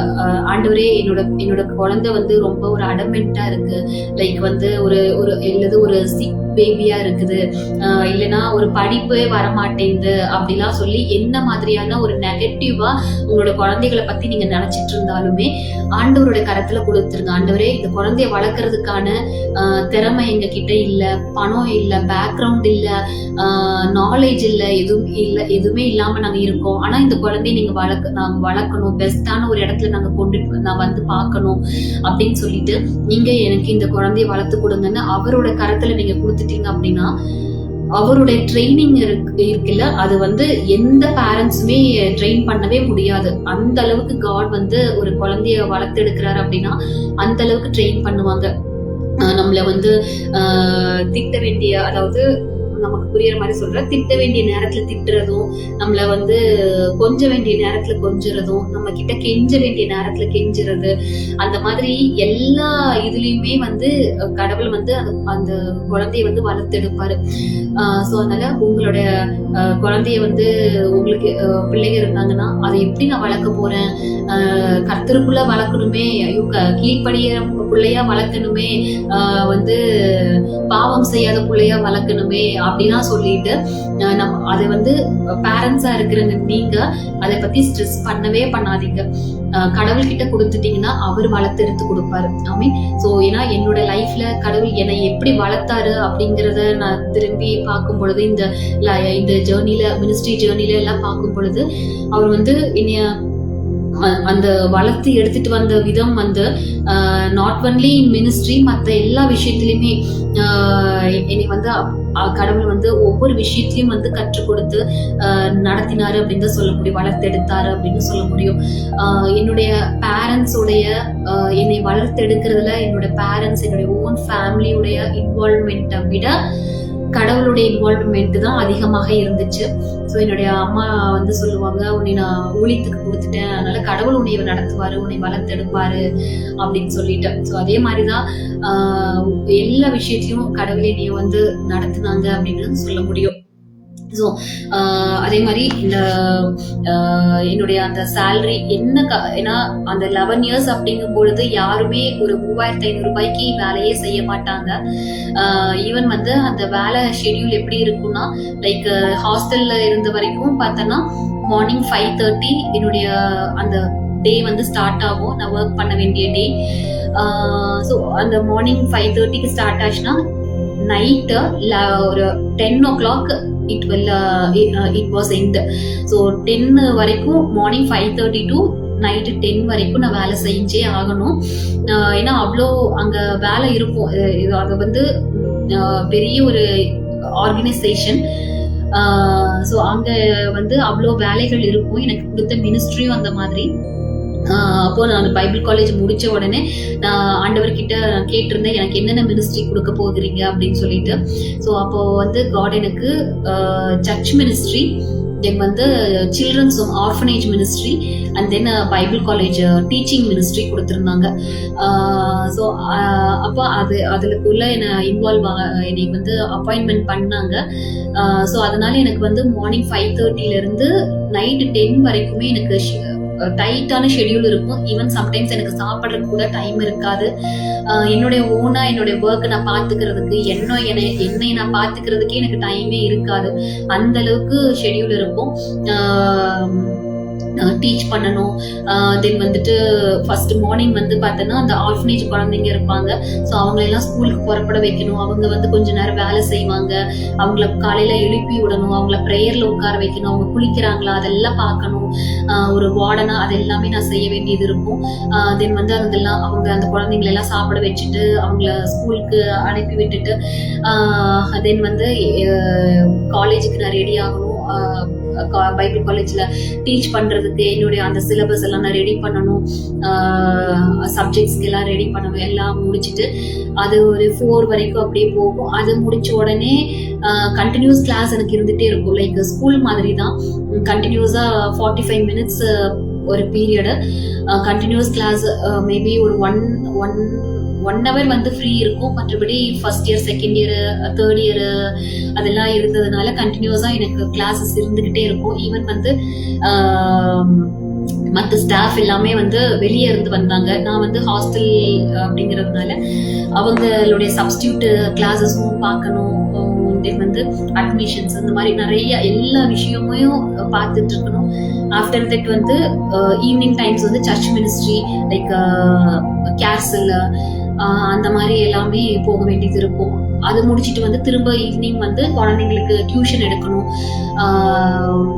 12th ஸ்டாண்டர்ட் கொடுத்துருந்தாங்க எனக்கு. அப்போ அந்த பெரிய பிள்ளைங்களுக்கு வந்து டியூஷன் எடுத்து கொடுக்கணும், அவங்களுக்கு இங்கிலீஷ் சொல்லி கொடுக்கணும், இங்கிலீஷ் சப்ஜெக்ட்ஸ் அதான் கொடுத்துருந்தாங்க. ஸோ அதெல்லாம் அவங்களுக்கு சொல்லி கொடுக்க, இந்த மாதிரி தான் ஒரு ஷெட்யூல். அந்த 3500 ரூபாய் அப்படின்னு நான் பார்த்துருந்தேன்னா கண்டிப்பாக அதில் என்னால சஸ்டெயின் பண்ணியிருக்கவே முடியாது. ஆனா கடவுளுடைய கிருபை, அந்த பணம் வந்து பெரிய ஒரு விஷயமாவே எனக்கு அது தெரியல. ஆனா ஆண்டவர் அந்த ஒரு பணத்துக்குள்ள என்னோட வாழ்க்கையை நான் வாழ்ந்து கொள்ளும்படியாக ஆண்டவர் ட்ரெயின் பண்ணியிருந்தாங்க. ஸோ எப்பவுமே என்னன்னா மினிஸ்ட்ரியில வந்து பார்த்தோம்னா நம்ம பணத்துக்காக நிறைய நான் இடங்கள்ல பாக்குறேன், கேள்விப்படுறது என்னன்னா ஒரு ஆர்கனைசேஷன்ல வந்து ஒரு வேலை சேலரி கம்மியா கொடுக்குறாங்க அப்படின்னா இமீடியட்டா அவங்க என்ன பண்ணிடுவாங்க, எந்த ஆர்கனைசேஷன்ல வந்து சேலரி அதிகமா இருக்கோ அங்க வந்து மூவ் ஆன் பண்ணிடுவாங்க. அது வந்து கடவுளுடைய சித்தமா இல்லையா கேட்கவே மாட்டாங்க. இமீடியட்டா அவங்க என்ன செஞ்சிருவாங்க, மூவ் ஆன் பண்ண ஆரம்பிச்சிருவாங்க. ஸோ அது மாதிரி நம்ம மினிஸ்ட்ரி அப்படின்னு வரும்பொழுது கடவுள் நம்ம தேவைகளை சந்திப்பார். ஈவன் அந்த 3500 ரூபாயில நான் வந்து அதுவும் எப்போ நாட் லைக் ஒரு 2 இயர்ஸ் தான் வந்துட்டு எனக்கு அந்த 3500 ரூபாய் இருந்தது லாஸ்ட் ஒரு 2 இயர்ஸ். அப்போனா எனக்கு வந்து 9 இயர்ஸ் வந்து என்னோட சேலரியே வந்து பார்த்தோம்னா லைக் 2000 இருந்துச்சு. அதுக்கு முன்னாடி வந்து பல வருஷமா என்னோட சேலரி வந்து 500 ரூபாய் தான். அப்படி இருந்தாலும் கூட என்னோட தேவைகள் எல்லாமே சந்திக்கப்பட்டு இருந்துச்சு. எனக்கு எந்த குறையுமே ஆண்டவர் வைக்கல, யார்கிட்டயும் கையேந்த வைக்கல. ஈவன் என்னோட ஃபேமிலில இருந்து எந்த சப்போர்ட்டுமே கிடையாது. இருந்தாலும் ஆண்டவர் நான் வந்து எந்த குறையும் இல்லாம தான் அந்த என்னுடைய வாழ்க்கைய நான் அந்த பணத்துக்குள்ள நடத்தி கொள்ளும்படியாக எனக்கு உதவி செஞ்சாங்க. எல்லா தேவைகளையும் சந்திக்கப்பட்டு இருக்கிறதாக இருந்துச்சு. அது மாதிரி நான் சொல்றேன்னா, ஒருவேளை கடவுள் உங்களை ஏதாவது ஒரு மினிஸ்ட்ரியில இன்வால்வ் பண்ணிருக்காங்க, ஒரு மினிஸ்ட்ரிக்கு கீழே உங்களை வச்சிருக்காங்க, லைக் அசோசியேட் ஆர் அசிஸ்டன்ட் ஏதோ ஒரு இதுல வச்சிருக்காங்க அப்படின்னா, அங்க கொடுக்குறாங்க சேலரி அப்படின்னு சொல்லி பாத்தீங்க அப்படின்னா உங்களை கடவுள் வச்சிருக்கிற அந்த நோக்கத்தை நீங்க இழந்து போயிருவீங்க. சோ எப்படி ஒரு அவங்க சின்ன சேலரியா கொடுத்தாலும் கூட அது உங்களுக்கு பெரிய ஒரு பிளஸ்ஸிங்காக இருக்கும். நான் வாங்கின அந்த ஃபைனல் அந்த 3500 ரூபாய் சேலரிங்கிறது வந்து லைக் எனக்கு என்னவோ ஒரு பல லட்சம் வாங்கினது மாதிரி இருக்கும். ஏன்னா என்னோட செலவுகள் போக அது மீதமும் இருக்கும். ஈவன் நான் டைத்து ஆஃபரிங் எல்லாமே கொடுக்கணும், கொடுத்தும் அதுவும் இல்லாம எக்ஸ்ட்ரா வந்து என்னோட தேவைகள் எல்லாமே சந்திக்கப்பட்டதாகவும் இருந்தது. மீதமும் நான் எடுத்த அந்த 3500 ரூபாய் அப்படிங்கறதுல வச்சு. ஸோ அது மாதிரி ஆண்டவருக்கு வந்து ஒரு ஆர்கனைசேஷன்ல உங்களை வச்சிருக்கிறாரு, அங்க கொடுக்குற சேலரி கம்மியா இருக்குனாலும் நீங்க கடவுள் உங்களை அங்க வச்சிருக்கிற நாள் வரைக்கும் நீங்க பொறுமையா கடவுளுக்காக நீங்க செய்யும் பொழுது ஒரு சர்டன் பே அது வந்து உங்களுக்கு ரொம்ப பிளஸ்ஸிங்காக தான் இருக்கும். அந்த சேலரியை வச்சு ஆண்டவர் உங்களை போஷிப்பாரு. அதுவே உங்களுக்கு பல லட்சம் நீங்க வாங்குறது போல இருக்கும். லைக் வந்து அந்த சேலரியிலே வந்துட்டு மீதமும் எடுக்கும்படியாக ஆண்டவர் உங்களுக்கு உதவி செய்வாரு. சோ நம்ம வந்து ஒரு சேலரிக்காக நம்ம வந்து ஒரு ஆர்கனைசேஷன் விட்டு இன்னொரு ஆர்கனைசேஷன் போகிறது, அந்த மாதிரி நம்ம செய்யும் பொழுது கடவுளுடைய திட்டத்துல இருந்து நம்ம விலகி போகிறவங்களாக இருக்க நேரிடும். ஸோ ஆஃப்டர் தட் வந்து என்னுடைய அந்த ஷெட்யூல் நான் சொன்னேன்ல, அவ்வளோ ஒரு டைட்டான ஒரு ஷெட்யூல ஈவன் வந்து என்னோட மேனேஜ்மெண்ட்டுக்கே தெரியாது நான் எவ்வளோ வேலை செய்யறேன் அப்படிங்கறத வந்து அவங்களால அவங்க வந்து அதை பார்க்கவே முடியாது. ஏன்னா அவங்க அங்க இருக்க மாட்டாங்க. ஸோ அதனால அவங்க ப்ராபப்ளி அதை பார்க்கறதுக்கு அவங்களுக்கு வாய்ப்பு இருக்காது. ஈவன் அவ்வளோ வேலைகள் எனக்கு இருக்கும். அது இல்லாம பார்த்தோம்னா அங்க வந்து டெய்லரிங் இன்ஸ்டியூட் இருந்தது, பியூட்டிஷியன் இன்ஸ்டியூட் இருந்தது, பேக்கிங் இன்ஸ்டியூட் இருந்தது. ஸோ அது மாதிரி அந்த மாதிரி ஒரு அட்மினிஸ்ட்ரேஷன் அது எல்லாமே நான் வந்து பார்க்கணும், அட்மிஷன்ஸ் பார்க்கணும், கிளாஸஸ் அது எல்லாமே போகுதா பார்க்கணும். இந்த மாதிரி அவ்வளோ வேலைகள் இருந்தாலும் கூட எனக்கு வந்து என்னன்னா எல்லாத்துலயுமே நான் வந்து லைக் எல்லாமே நோட் டவுன் பண்ணிட்டே இருப்பேன், எல்லாமே வாட்ச் பண்ணிட்டே இருப்பேன். ஈவன் அந்த ஒரு டெய்லரிங் இன்ஸ்டியூட்ல இருந்து ஒரு குண்டூசி கூட எனக்கு தெரியாம வெளியே போகாது. அங்க எவ்வளவு குண்டூசி இருக்கு, எவ்வளவு நூல் கண்டு இருந்துச்சு அப்படிங்கறது கூட நான் வந்து மைண்ட்ல வச்சிருப்பேன். ஏன்னா அவ்வளவு தூரம். அதே மாதிரி சர்ச்லயும் சரி, சர்ச்ல இருக்கிற ஸ்டோர் இது எல்லாமே நான் தான் பார்த்துட்டு இருப்பேன். அங்கேயுமே வந்து பார்த்தோம்னா ஈவன் வந்து ஒரு கிறிஸ்மஸ் ட்ரீ அதெல்லாம் பார்த்தோம்னா கிறிஸ்மஸ் ட்ரீல இந்த வருஷம் எவ்வளோ அந்த இதெல்லாம் தொங்க விடுவாங்கல்ல, கிஃப்ட்ஸ் அந்த மாதிரி இதெல்லாம் எவ்வளோ பொருள் இருந்துச்சு அப்படிங்கறது கூட நான் வந்து நோட் டவுன் பண்ணி வச்சிருப்பேன். நெக்ஸ்ட் இயர் வந்து நம்ம எக்ஸ்ட்ரா என்னென்ன வாங்கணும், எவ்வளோ போன வருஷம் இருந்துச்சு அது எல்லாமே கூட நான் வாட்ச் பண்ணி வச்சிருப்பேன். அந்த அளவுக்கு இன்வால்வ்மெண்டா என்ன பண்ணேன்னா அந்த ஊழியத்தை வந்து நான் செஞ்சேன். I'm not posting my self. நான் அதை சொல்றதுக்கு காரணம் என்னன்னா, நீங்க அந்த மாதிரி உங்களுக்கு ஆண்டவர் எந்த இடத்துல ஊழியத்தை கொடுத்திருக்கிறாரோ, அல்லது எந்த சபையை கொடுத்திருக்கிறாரோ, என்ன ஒரு மினிஸ்ட்ரி அல்லது ஒர்க், ஒருவேளை நீங்க ஏதாவது ஒரு இடத்துல ஜாப்ல ஒர்க்ல இருக்கலாம், அல்லது பிசினஸ்ல எதுல நீங்க செஞ்சாலும், எந்த காரியத்தை செஞ்சாலும் லைக் அதை வந்து உண்மையா உற்சாகமா நம்ம செய்யும் பொழுது கடவுள் நமக்கு வந்து அதை வந்து நம்மள ஹானர் பண்றவராக இருப்பாரு. இதை சொல்றதுக்கு காரணம் என்னன்னா, எனக்கு ஃபர்ஸ்ட் வந்து கொடுத்திருந்த அந்த மினிஸ்ட்ரி வந்து சர்ச் மினிஸ்ட்ரி. அதுல வந்து பிலீவர்ஸ் அந்த காட்டேஜ் ப்ரேயர்ஸ், கேர்சல்ஸ், அப்புறம் ஒரு டெத் ஆயிட்டாங்கன்னா அவங்க வீட்டுக்கு போகணும். லைக் வந்து அது வந்து நான் எப்படி நான் நடத்தினேன் அப்படின்னா, அவங்க ஒரு பிலீவர், நான் வந்து ஒரு ஊழியக்காரி, அப்படியாக நான் நடத்தவே இல்லை. அவங்க என்னுடைய ஃபேமிலி, அப்படிதான் அவங்கள நான் வந்து ட்ரீட் பண்ணேன். அந்த மாதிரி ட்ரீட் பண்ணணும்னு இன்ஸ்ட்ரக்ஷன் எனக்கு கிடையாது. Even though I treated them as my own family. என்னோட அண்ணனாக, என்னுடைய அக்காவாக, என்னுடைய தம்பியாக, அவங்களுடைய ஃபுல் அந்த ஃபேமிலிக்குள்ள சர்ச்ல வந்து ஒரு 100 ஃபேமிலிஸ் இருந்தாங்க. சின்ன சர்ச் தான், 100 ஃபேமிலிஸ் இருந்தாங்கனாலும் அந்த 100 ஃபேமிலிஸ்லயுமே வந்துட்டு என்னோட இன்வால்வ்மெண்ட் இருக்கும். ஈச் அண்ட் எவ்ரி பர்சன் அவங்களோட இதுல என்ன படிக்கிற, அடுத்து நீ என்ன பண்ண போற, அடுத்து நீ வந்துட்டு எந்த ஸ்கூல்ல சேர்க்கலாம், என்ன பண்ணலாம், அந்த மாதிரி எல்லா இதுலயும் அவங்களுடைய டெத்து, ஒரு வீட்டுல டெத்து வந்துருச்சு அப்படின்னா, ஈவன் வந்துட்டு நான் காலையிலே நான் போயிடுவேன்.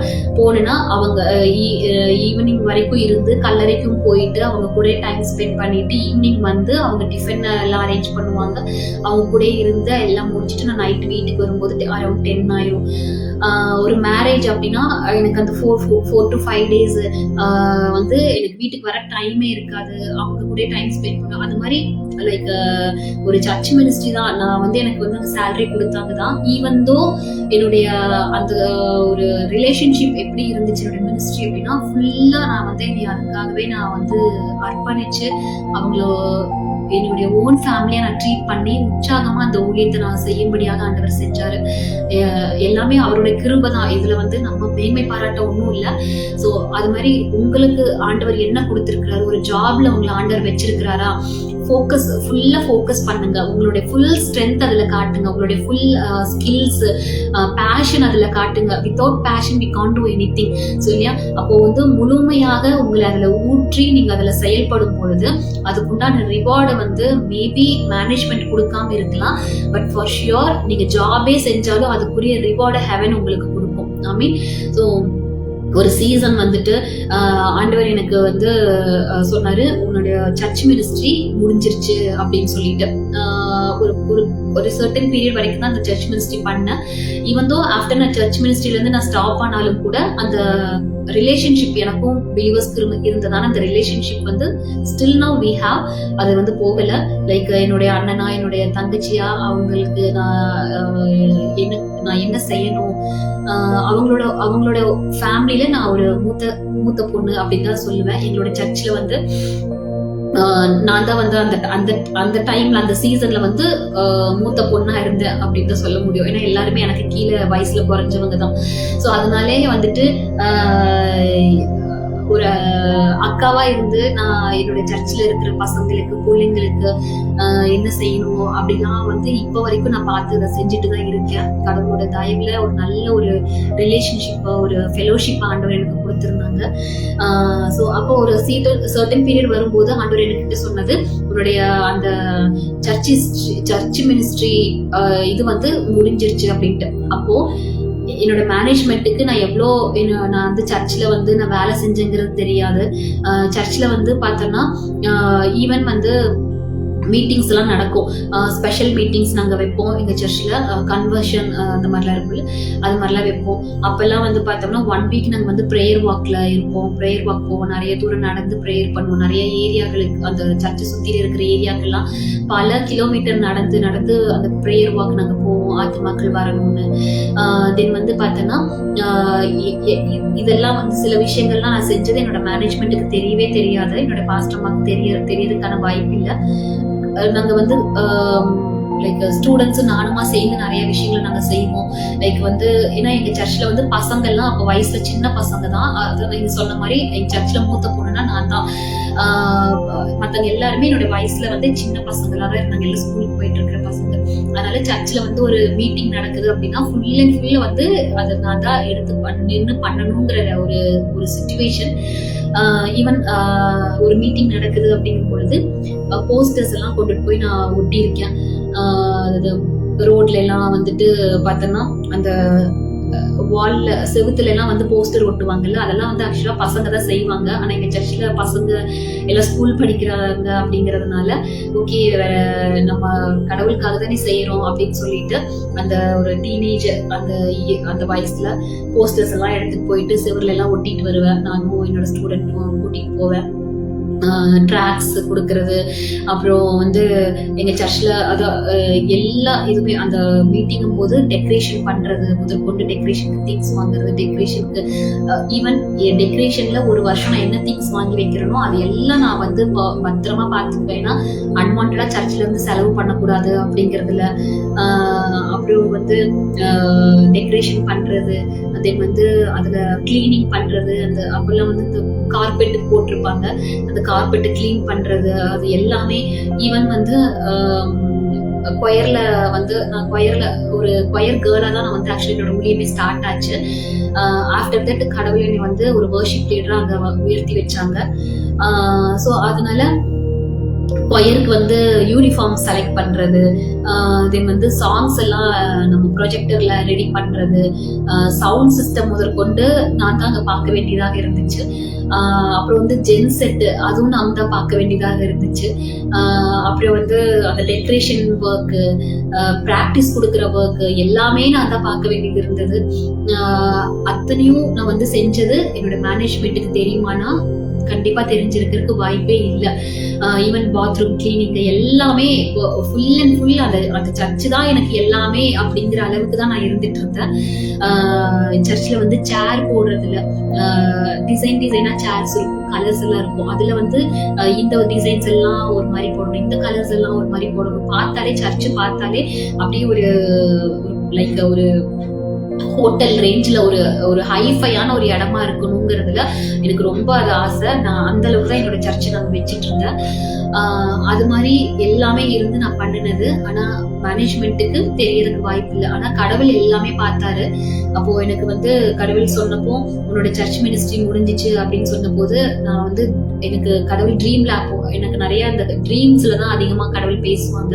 அப்போ ட்ரீம்ஸ்ல வந்து நான் பாக்குறேன், நான் வந்து ஹெவன்ல வந்து பார்த்தோம்னா ஃபுல்லா ஒரு பெரிய கிரவுட். அது அந்த கிரவுட்ல வந்துட்டு ஒரு ஒயிட் ரோப், ஒரு ஒயிட் கலர் அந்த ட்ரெஸ் ஃபுல்லா அந்த ஒரு அங்கி போட்ட ஒரு நபர் இருக்காங்க. பின்னாடி நிறைய பேர் இருக்காங்க, அது எனக்கு தெரியல யாருன்னு, என்னால அதை பார்க்க முடியல. அப்போ அவங்க வந்து என்னோட பேரை கூப்பிடுறாங்க. கூப்பிட்டுட்டு அவங்க நிறைய பெரிய கிரவுட் அது அந்த இடத்துல அவங்க வந்து என்கிட்ட சொல்றாங்க, நீ வந்து நல்லா சிறப்பா உனக்கு கொடுத்த சர்ச்சு ஊழியத்தை நீ செஞ்சு முடிச்சிருக்க அப்படின்னு சொல்லிட்டு அவங்க எனக்கு ஒரு ரிவார்டு கொடுக்குறாங்க. அதை நான் வாங்குறேன் அப்படி நான் பார்த்தேன். அதுக்கு பிறகுதான் அங்க பேசினாரு, உன்னோட சர்ச்சு ஊழியம் முடிஞ்சிருச்சு, நீ நல்லா பண்ணி முடிச்சாரு. அதுக்கு பிறகு அதுல இருந்து நான் ரிலீவ் ஆயிட்டேன். ஆஃப்டர் தட் வந்து full and full I concentrate Bible college ministry அப்போ இருந்தது. ஆனா ஃபுல்லா அதுக்கு பிறகு அதுல கான்சென்ட்ரேட் பண்ணேன். ஈவன் சர்ச் மினிஸ்ட்ரியில ஒன்லி கான்சென்ட்ரேட் இன் வர்ஷிப் திங்ல, அதுல மட்டும் நான் கான்சென்ட்ரேட் பண்ணேன். கொயர் வர்ஷிப் அந்த இதுல மட்டும். ஸோ அதான் நான் என்ன சொல்றேன்னா, நீங்க கடவுள் உங்களுக்கு என்ன ஒர்க் கொடுத்திருந்தாலும் அதுல ஃபுல்லா உங்களை நீங்க ஊற்றி உங்களோட ஸ்கில்ஸ், உங்களோட பேஷனு எல்லாத்தையும் நீங்க கொடுத்து நீங்க செய்யும் பொழுது ஈவன் மேனேஜ்மெண்ட் வந்து உங்களை வந்து ஆனர் பண்ணாம இருந்தாலும் தேவன் என்ன செய்வாரு, அதுக்கு உண்டான பிரதிபலனை உங்களுக்கு கொடுப்பாரு, ரிவார்டு கொடுப்பாரு. அதனாலதான் வசனம் சொல்லுது, மத்தேயு 25:21 சொல்லப்பட்டிருக்கும், அவனுடைய எஜமான் அவனை நோக்கி, நல்லது உத்தமமும் உண்மையும் உள்ள ஊழியக்காரனை, கொஞ்சத்திலே உண்மையா இருந்தால் அநேகத்தின் மேல் உன்னை அதிகாரியாக வைப்பேன், உன் எஜமானுடைய சந்தோஷத்துக்குள் பிரவேசி என்றார். ஸோ அதுதான் இதுல வந்து வசனம் நம்ம பார்க்கிறோம். இது வந்து நம்ம எப்போ என்ன நினைச்சுக்கோன்னா, பரலோகத்துக்கு நம்ம போனதுக்கு பிறகுதான் இந்த ஆசீர்வாதங்கள். நம்ம பரலோகத்துக்கு நம்ம போனோம்னா ஆண்டவர் நமக்கு வந்து கிரீடத்தை கொடுத்துருவாரு. கிரீடத்தை கொடுத்து நீ வந்து கரெக்டா பர்ஃபெக்டா பண்ணிட்ட, இந்த உனக்கு ஒரு கிரீடம் அப்படின்னு சொல்லுவாரு நம்ம நினைக்கிறோம். ஆனா ஆக்சுவலா அப்படி கிடையாது. நம்ம இந்த உலகத்துல இருக்கும் பொழுதே அதனுடைய ரிவார்டை நம்ம பெற்றுக்கொள்ள முடியும். அப்போ ஆண்டவர் வந்து கொஞ்சத்துல நீ உண்மையா இருக்கிற, அநேகத்தின் மேல உன்னை அதிகாரியா வைப்ப அப்படின்னா, பரலோகத்துக்கு போனதுக்கு பிறகுதான் நமக்கு அந்த ரிவார்டு கிடைக்குதுன்னா, அங்க போய் யாரு மேல நம்மளை அதிகாரியா வைக்க போறாரு? அப்படி கிடையாது. இன்னும் உன்னை வந்து அதிகாரியா வைப்பனா அங்க வேற எதுவுமே கிடையாது. அங்க போய் நம்ம ஆளுகை செய்யறதுக்கு நம்ம பரலோகத்துல இருக்கிறவங்க ஆண்டவரை துதிச்சுக்கிட்டு தான் இருக்காங்க. ஸோ இந்த வசனம், இந்த ரிவார்டு அப்படிங்கிறது வந்து இட்ஸ் நாட் அபவுட் ஹெவன். இது வந்து ஏர்த்ல நம்ம செய்யற காரியங்களுக்கு உண்டான பிரதிபலனை ஆண்டவர் இங்கேயே நம்ம பெற்றுக்கொள்ளும்படியாக செய்வாரு. ஸோ சின்ன விஷயத்துல கொடுக்குற சின்ன அந்த ஊழியத்துல சின்ன ஒரு ஜாப், நீங்க ஒருவேளை ஒரு சாதாரண ஒரு மெக்கானிக் ஒரு வேலை பார்த்துட்டு இருக்கலாம், சாதாரண ஒரு ஜாப் தானே அப்படின்னு நீங்க நினைக்கலாம். அல்லது ஏதோ ஒரு ஆபீஸ்ல ஒரு கிளர்க்கா இருக்கலாம், ஒரு சின்ன ஒரு செக்யூரிட்டி ஆபீசரா கூட நீங்க இருக்கலாம்.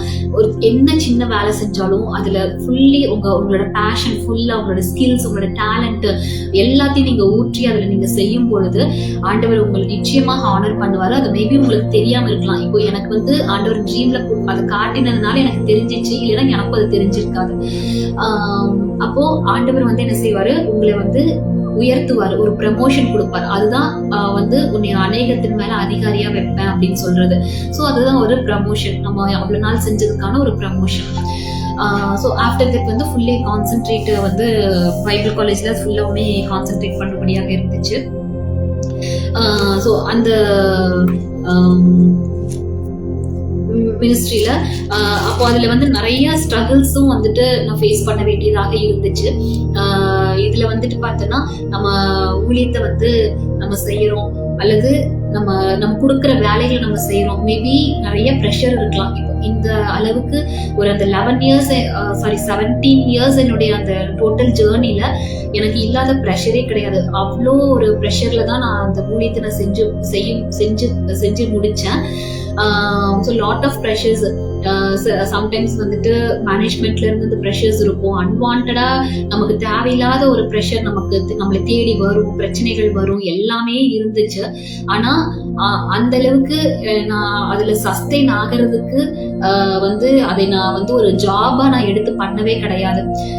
இப்ப கூட நீங்க சொல்லுவீங்க, ஒருவேளை உங்களுடைய ஊழியத்துல வந்து பார்த்தோம்னா லைக் ஊழியத்திலயோ அல்லது ஊழியத்துல அல்லது நீங்க ஒர்க் பண்ற இடத்துல நீங்க சொல்லுவீங்க, ஐயோ நான் ஒர்க் பண்ற இடம் எப்படி இருக்குன்னு உங்களுக்கு தெரியாது, அது எவ்வளவு ப்ரெஷரான இடம் தெரியாது அப்படின்னு சொல்லிட்டு.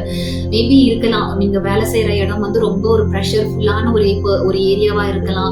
வாட் எவர் மேபி, ஒரு நமக்கு மேல இருக்கிற அந்த எஜமான்கள் வந்து ரொம்ப நம்மளை டார்ச்சர் பண்றவங்களா இருக்கலாம், ரொம்ப திட்டுறவங்களா இருக்கலாம், நம்மள வந்து ஒரு லைக் நம்மள வந்து அப்ரிஷியேட் பண்ணாத ஒரு பர்சனா கூட இருக்கலாம். மெனி டைம்ஸ் நான் வந்துட்டு என்னை வந்து அப்ரிஷியேட் பண்ணினதே, என்னை யாரும் அப்ரிஷியேட் பண்ணினதே கிடையாது. ஆனாலும் நான் வந்து செஞ்சது, நான் வந்து ஒவ்வொரு டைமும் நான் ஒரு ஒர்க் செய்யும் பொழுது நான் சொல்லுவேன், ஆண்டவரே இதை நான் உங்களுக்காக செய்யறேன். ஏன்னா ஐ நோ எனக்கு இதுக்கு உண்டான அப்ரிஷியேஷன் வராதுன்னு எனக்கு தெரியும், அதுக்கு உண்டான ரிவார்டு எனக்கு வராதுன்னு தெரியும். ஈவன் நான் ஒருவேளை வெளியில ஒரு ஜாப்ல நான் இருந்து அந்த 17 இயர்ஸ் நான் செஞ்சிருந்தேன் அப்படின்னா, இயர்லி ஒன்ஸ் எனக்கு வந்து ஹைக் இருந்திருக்கும், இன்சென்டிவ்ஸ் இருந்திருக்கும், எல்லாமே இருந்திருக்கும், அப்ரிசியேஷன் இருந்திருக்கும், எல்லாமே இருந்திருக்கும்ல. பட் வந்து மினிஸ்ட்ரியில அந்த 17 இயர்ஸ் நான் இருக்கும் பொழுது no appreciation, no incentive or no hike, எதுவுமே இல்லை. சேம் அதே அப்படி ரொட்டீனா தான் இருந்தது. ஈவன் தோ நான் வந்து அவ்வளவு தூரம் அதுல எதுவுமே ரிவார்டு இல்லை அப்படின்னாலும் கூட அனதர் சைடு வந்து நிறைய ப்ரெஷர் தான் இருந்தது. ஊழியத்தை விட்டே போயிடலாம் அப்படிங்கிற அளவுக்கான ப்ரெஷர் தான் இருந்துட்டே இருந்துச்சு. அதை வந்து நான் அதை வந்து ஹேண்டில் பண்ண முடிஞ்சது அப்படின்னு பார்த்தோன்னா, அதை நான் வந்து எல்லாமே கடவுளுக்காக நான் செஞ்சேன் அப்படிங்கிறது ஒரு இதுதான். ஒரு வசனம் இருக்கும், என்னன்னா 1 கொரிந்தியர்ல 9:16, அதாவது ஒரு கொஸ்டின் இதுலயே நான் ஆன்சர் சொல்லிடுறேன், இது உங்களுக்கு யூஸ்ஃபுல்லா இருக்கும்னு சொல்லிட்டு தான் சொல்றேன். ஏன்னா ஊழியத்தை வந்து நம்ம கடமைக்காக நம்ம செய்யறதா அப்படின்னு சொல்லிட்டு அது ஒரு கொஸ்டின். அதாவது இந்த வசனம் சொல்லுது, சுவிசேஷத்தை நான் பிரசங்கித்து வந்தும் மேன்மை பாராட்ட எனக்கு இடமில்லை, அது என்மேல் விழுந்த கடமையா இருக்கிறது, சுவிசேஷத்தை நான் பிரசங்கியாதிருந்தால் எனக்கு ஐயோன்னு சொல்லிட்டு. சோ அப்ப பவுல் சொல்றாரு, நம்ம ஊழியத்தை நான் செய்யறேன், அது வந்து என்னுடைய கடமை அப்படின்னு சொல்லிட்டு. கடமை அப்படின்னு சொல்லி நம்ம அந்த ஜோனுக்குள்ள நம்ம போனோம்னா கண்டிப்பா அது நமக்கு வந்து ஒரு ஒரு இரிட்டேஷனா தான் இருக்கும். ஏன்னா எப்பவுமே கடமையை நம்ம செஞ்சுட்டே இருக்க முடியாது. கடமையில நம்ம சில நேரம் தவறவும் செய்வோம். இந்த கடமையை நமக்கு வேண்டாண்டான்னு சொல்லி விட்டுட்டு ஓடவும் செய்யற மாதிரிதான் இருக்கும். ஆனா நம்ம வந்து கடமையா அதை வந்து செய்யாதபடிக்கு இது வந்து என் மேல விழுந்த கடமைன்னு பவுல் சொல்றாரு. ஆனா நான் சொல்றது என்னன்னா, அது நம்ம மேல விழுந்த கடமை இல்லை. நான் கடமைனா எப்படி இருக்கும், நான் செஞ்சுதான் ஆகணும், வேற வழியே இல்லை, நான் கடவுள் என்னை வந்து எனக்காக ரத்தம் சிந்திட்டாரு, அதனால நான் ஊழியம் செஞ்சுதான் ஆகணும் அப்படிங்கிற மாதிரியான ஒரு பேசிஸ் கிடையாது. கடமை அதை வந்து நம்ம எப்படி எடுத்து செய்யறோம் அப்படின்னா, அந்த பேசிஸ் ஆஃப் லவ். கடவுள் நான் நேசிக்கிறேன், அவர் எனக்கு இந்த காரியத்தை கொடுத்திருக்கிறாரு, அதனால நான் செய்யறேன். சோ அப்போ லவ்ல நம்ம மூவ் ஆகி நம்ம செய்யும் பொழுது எவ்வளவு ஸ்ட்ரகிள் வந்தாலும் அதை நம்ம ஓவர் கம் பண்ண முடியும். அதை வந்து நம்ம மேல விழுந்த கடமை, நம்ம பொறுப்பு, நம்ம அதை செஞ்சுதான் ஆகணும் அப்படிங்கும் பொழுது நமக்கு நிறைய ப்ரெஷர் வரும். கடமையில நம்ம செய்யும் பொழுது வித் ப்ரெஷரோட நம்ம செய்வோம், வேற வழி. இப்போ நம்ம நிறைய இடத்துல நம்ம ஜாப்ல நம்ம இருக்கோம்ல, ஜாப்ல இருக்கும் பொழுது பார்த்தோம்னா நிறைய ப்ரெஷர் இருக்கும். கூட ஒர்க் பண்றவங்களுடைய கலீக்ஸோடைய ப்ரெஷர், மேனேஜ்மெண்ட்ல ப்ரெஷர் இருக்கும். ஆனா நம்ம அங்கிருந்து ரிலீவும் ஆக முடியாது. ஆனா நம்ம அங்க செஞ்சுதான் ஆகணும். அப்படிங்கும் பொழுது நம்ம எப்படி செய்வோம், வேண்டா வெறுப்பா வேற வழியே இல்லை, செஞ்சுதான் ஆகணுங்கிற மாதிரி செய்வோம் இல்லையா? அப்படி நம்ம செய்யும் பொழுது நம்மளோட ரிவார்டு அந்த இடத்துல என்ன இருக்கும், ஜஸ்ட் சேலரி, அவ்வளவுதான். அதுவே நம்ம லவ்ல நம்ம பேஷனோட நம்ம செய்யும் பொழுது அங்க நம்ம என்ன பண்ணுவோம், நமக்கு இன்னும் அதிகமா நம்ம ஹார்ட் ஒர்க் பண்ணி செய்ய ஆரம்பிப்போம். முழுவதுமான ஒரு ஈடுபாடோட நம்ம செய்ய ஆரம்பிப்போம். அப்படி நம்ம செய்யும் பொழுது அந்த இடத்துல நமக்கு என்ன செய்யும், நம்ம ஈஸியா இன்கிரிமெண்ட் வாங்குவோம், டார்கெட் அச்சீவ் பண்ணுவோம், எல்லாமே இருக்கும் இல்லையா? அதுதான் பவுல் அடுத்த வசனத்துல சொல்றாரு, நான் உற்சாகமாய் அப்படி செய்தால் எனக்கு பலன் உண்டு, உற்சாகம் இல்லாதவனாய் செய்தாலும் உக்கிரான உத்தியோகம் எனக்கு ஒப்புவிக்கப்பட்டிருக்கிறதே. அதாவது நம்ம செய்யறது வந்து ஒரு பேஷனோட நம்ம செய்யும் பொழுது நமக்கு என்ன செய்யும், அதிகமான ஒரு ரிவார்டு நமக்கு கிடைக்கும். வித்தவுட் பேஷன் வந்து நம்ம செய்யும் பொழுது ஜஸ்ட் நார்மலா கிடைக்க வேண்டிய ஒரு ரிவார்டு தான் நமக்கு கிடைக்கும். சோ அதனால உங்களுக்கு ஆண்டவர் கொடுத்திருக்கிற ஊழிய இடங்களாக இருந்தாலும் அல்லது ஜாப் எதுவாக இருந்தாலும் அந்த இடத்துல உங்களை நீங்க ஊற்றி முழுவதுமாக அது இன்வால்வ்மெண்டோட ஒரு பேஷனோட செய்யும் பொழுது நிச்சயமாக அது உங்களுக்கு நீங்க ரிவார்டு உங்களுக்கு கொடுக்கறது மாதிரி இருக்கும். அடுத்து அந்த மினிஸ்ட்ரியில என்னோடது வந்து செகண்ட் டைம் அதே போல ஆஃப்டர் ஒரு மெனி இயர்ஸ் அதுக்கு பிறகு ஆண்டவர் திரும்ப எனக்கு சொன்னாங்க, உன்னுடைய இந்த இடத்துல உன்னுடைய வர்ஷிப் மினிஸ்ட்ரி வந்து எண்ட் ஆயிருச்சுன்னு சொல்லிட்டு. சேம் ஒரு 7 இயர்ஸ்க்கு முன்னாடி எப்படி நான் வந்து ஒரு விஷன், ஒரு ட்ரீம் பார்த்தனோ சேம் ட்ரீம் நான் திரும்பவும் பார்க்கிறேன். அந்த ட்ரீம்ல வந்துட்டு அந்த ஒரு பர்சன், அந்த ஒயிட் ட்ரெஸ் போட்டு அந்த பர்சன் வந்து திரும்ப சொல்றாங்க, இந்த இடத்துல உன்னுடைய அந்த வர்ஷிப் மினிஸ்ட்ரி வந்து முடிஞ்சிருச்சு, நீ ரொம்ப நல்லா பண்ணின அப்படின்னு சொல்லிட்டு திரும்ப எனக்கு ஒரு ரிவார்டு கொடுக்குறாங்க. ஸோ அதுதான் ஒரு ப்ரமோஷன், அதுதான். ஸோ அப்போ அது மாதிரி மேனேஜ்மெண்ட்ல ஈவன் பார்த்தோம்னா அந்த வர்ஷிப் மினிஸ்ட்ரி அந்த இடத்துல நான் பண்ணும்பொழுது லாட் ஆஃப் ப்ரெஷர்ஸ். லைக் வந்து நான் ஒரு கொயர் கேர்லா தான் என்னோட மினிஸ்ட்ரி வந்து ஆக்சுவலா ஸ்டார்ட் ஆச்சு. கொயர் கேர்லா இருந்து அப்பெல்லாம் எனக்கு வந்து மைக்கே கொடுக்க மாட்டாங்க. ஏன்னா என்னோட வாய்ஸ் வந்து ரொம்ப இதா இருக்கு அப்படின்னு சொல்லிட்டு எனக்கு மைக்கே இருக்காது. மைக் இல்லாம நீ பாட சொல்லுவாங்க. ஆனாலும் நான் வந்து ரொம்ப சின்சியரா பாடிட்டு இருப்பேன். ஆஃப்டர் வந்து பேக்ல தான் நீங்க நின்றுட்டு இருக்குவேன். அப்புறம் கொஞ்சம் ஒரு இது முன்னாடி நிக்கிறேன். அப்புறம் வந்து மைக்ல பாடுவேன். அப்படி இருந்து கொயர்ல எல்லாம் இருந்து அப்புறம் வர்ஷிப் லீடரா மாறினேன். அதுக்கு பிறகு அந்த வர்ஷிப் டீமை வந்துட்டு நான் லீட் பண்றேன். எல்லாமே வந்து வித் ஃபுல் பேஷன் நான் எல்லாமே பண்ணினேன். அப்போ வந்து பார்த்தோன்னா லைக் கொயர்ல வந்து நிறைய லைக் என்ன சொல்றது, ஒரு வேறுபாடு கருத்துகள் இருக்கும் மேனேஜ்மெண்ட்டுக்கும் அவங்களுக்கும். அப்போ வந்து சிலர் என்ன சொல்லிடுவாங்கன்னா, இல்லை நான் வந்து இனிமேல் கொயருக்கே வரமாட்டேன், நான் சர்ச் விட்டே போயிடுறேன் அப்படிலாம்.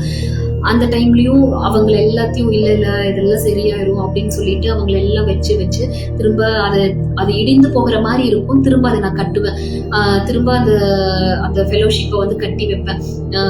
திரும்ப அது எவ்வளவு முறை அந்த கொயர்ல வந்து அந்த வர்ஷிப் டீமுக்குள்ள பிரச்சனைகள் பிளவுகள் வந்து அது இடிஞ்சு போற மாதிரி போயிடும். அதனால திரும்ப அதை நான் கட்டிக்கொண்டே இருந்தேன். ஆனா அதெல்லாமே வந்து மேனேஜ்மெண்ட்டுக்கு தெரியாது எவ்வளவு தூரம் அதுக்காக நான் ஹார்ட் ஒர்க் பண்ணியிருந்தேன் அப்படின்னு சொல்லிட்டு. ஆனா காட் வந்து அதை பார்த்திருக்கிறாரு அப்படிங்கறது வந்து எனக்கு அந்த ட்ரீம்க்கு பிறகுதான் எனக்கு தெரிஞ்சது.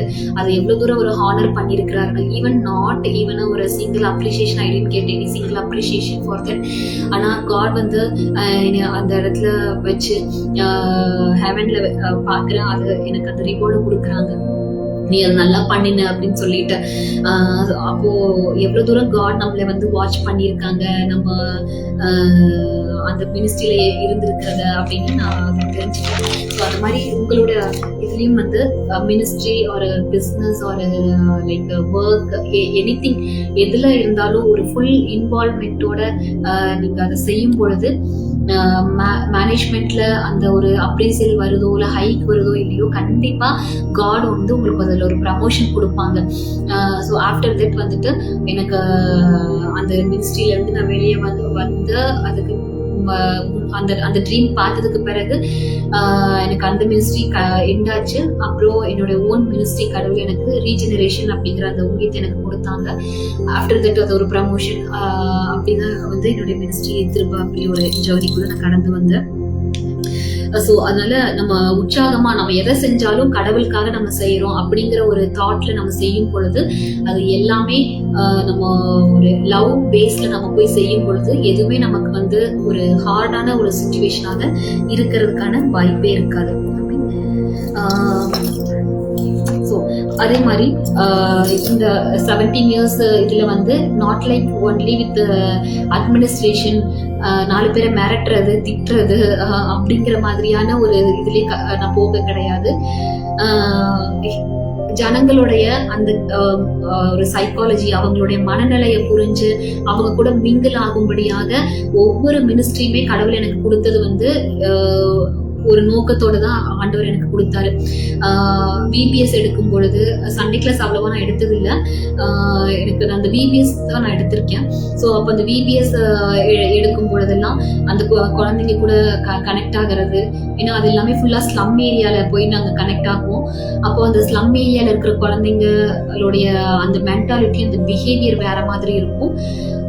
லைக் அந்த ரூரல் அந்த ஒரு மாதிரி சிட்டிக்குள்ள இன்சைடு சிட்டிக்குள்ள இருக்கிறவங்களுடைய பிஹேவியர் அது எல்லாமே வேற மாதிரி இருக்கும். ஸோ அந்த குழந்தைங்க கூட கனெக்ட் ஆகும் பொழுது கடவுள் என்ன பண்ணாரு, வந்து அந்த மாதிரி ஒரு ஸ்லம் ஏரியால இருக்கக்கூடிய அந்த குழந்தைங்க கூட கனெக்ட் ஆகும்படியாக ஆண்டவர் செஞ்சாரு. அப்ப அந்த அது கூட கனெக்ட் ஆகும் பொழுது அந்த குழந்தைங்களோட மைண்ட் எப்படி இருக்கு, அவங்க எவ்வளோ ஒரு கஷ்டத்துல இருக்காங்க. குழந்தைகளை அவங்க பார்க்க குழந்தைகள் தான், ஆனா அவங்க மனசுக்குள்ள அவ்வளோ ஒரு வேதனைகளோட அவங்க இருப்பாங்க. ஏன்னா அவங்க குடும்பத்துல வந்து சரியான வருமானம் இருக்காது, அவங்க ஆசைப்பட்டதை வாங்கி சாப்பிட முடியாது, அவங்களுக்கு ஒரு நல்ல ட்ரெஸ் இருக்காது. அப்போ நான் ஒவ்வொரு டைம் அந்த குழந்தைங்க கிட்ட நான் கேட்பேன், உங்களுக்கு ஏதாவது ப்ரேயர் ரெக்வஸ்ட் இருக்கா அப்படின்னா அந்த உடனே அந்த குழந்தைங்க சொல்றது, எங்க அம்மா அப்பா சண்டை போடாம இருக்கணும், அதுக்காக ப்ரேயர் பண்ணுங்க அப்படின்னு சொல்லுவோம். அப்போ எவ்வளவு தூரம் அந்த குழந்தைங்க மனசெல்லாம் பாதிக்கப்பட்டிருக்கு. எனக்கு இந்த மாதிரி ட்ரெஸ் வாங்கணும், அதுக்காக ப்ரேயர் பண்ணுங்க, எனக்கு இதெல்லாம் சாப்பிடணும், அதுக்காக ப்ரேயர் பண்ணுங்க அப்படிலாம் அந்த குழந்தைங்க சொல்லும். ஸோ அந்த மாதிரி ஒவ்வொரு மினிஸ்ட்ரியுமே கடவுள் எனக்கு அங்கே கொண்டு போய் எனக்கு கனெக்ட் பண்ணும் பொழுது கையில அந்த மினிஸ்ட்ரியை கொடுக்கும் பொழுது ஏதோ கடவுள் நம்ம கொடுத்தாரு, ஒரு சேலரிக்காக அந்த மினிஸ்ட்ரி பண்றேன் அப்படிங்கிற மாதிரியே இல்லாம அதுல நிறைய விஷயத்த நான் என்னை வந்து அதுல ட்ரெயின் பண்ண ஆரம்பிச்சாங்க. அப்படிதான் அந்த மாதிரியான ஒரு ஸ்லம் ஏரியால இருக்கக்கூடியவங்க கூட நான் ஈஸியா கனெக்ட் ஆகுறதுக்கான ஒரு வாய்ப்பாக அது எனக்கு இருந்தது. ஆஃப்டர் தட் வந்து பார்த்தோன்னா அதனால்தான் அந்த ஸ்லம் ஏரியால இருக்கிற குழந்தைங்களை பார்க்கும் பொழுதே எனக்கு வந்து ஒரு லைக் ஒரு கைண்ட்னஸ், இவங்களுக்கு என்னுடைய ஃபியூச்சர் ஒரு தரிசனத்துல அதுவும் ஒண்ணு. நிறைய இந்த மாதிரி ஸ்லம் ஏரியா இருக்கிற குழந்தைங்களை வந்து படிக்க வைக்கணும், அவங்களுக்கு ஒரு பெஸ்டான ஒரு சாப்பாடு கொடுக்கணும், அவங்களுக்கு வந்து நல்ல ஒரு ஹைஃபையான ஸ்நாக்ஸ் வாங்கி கொடுக்கணும் அப்படின்னு சொல்லிட்டு. ஏன்னா என்னுடைய ஆர்ஃபனேஜ்ல இருக்கும் பொழுது அங்க இருக்கிற குழந்தைங்களுமே அந்த மாதிரிதான் வந்து ஆர்ஃபனேஜ்ல இருக்கும் பொழுது அவங்களுக்கு ஆசைப்பட்டதை சாப்பிட முடியாது. ஸோ எப்போ அந்த குழந்தைங்க வந்து எப்போ என்னோட பர்த்டே வரும்னு அவங்க காத்துட்டு இருப்பாங்க. ஏன்னா என்னோட பர்த்டேக்கு வந்து அவங்களுக்கு என்ன பிடிக்கும்னு கேட்டு அதை நான் வாங்கி கொடுக்குவேன். ஸோ அப்போ ஒவ்வொரு வருஷமும் அந்த பர்த்டே வந்து அவங்க ஞாபகம் வச்சுட்டே இருப்பாங்க. இந்த டைம் மிஸ்ஸோட பர்த்டே வரப்போது, நமக்கு இது வாங்கி கொடுப்பாங்க, அது வாங்கி கொடுப்பாங்க அப்படின்னு சொல்லிட்டு. ஸோ அது மாதிரி நம்ம வந்து மினிஸ்ட்ரி பண்றீங்க நீங்க அப்படின்னாக்கா, நாட் வந்து ஒரு சேலரிக்காக அல்லது ஏதோ ஒரு ஆஃபரிங் கிடைக்கும் அப்படிங்கிறதுக்காக அந்த மாதிரி ஒரு மோட்ல போய் மினிஸ்ட்ரி பண்ணாதீங்க.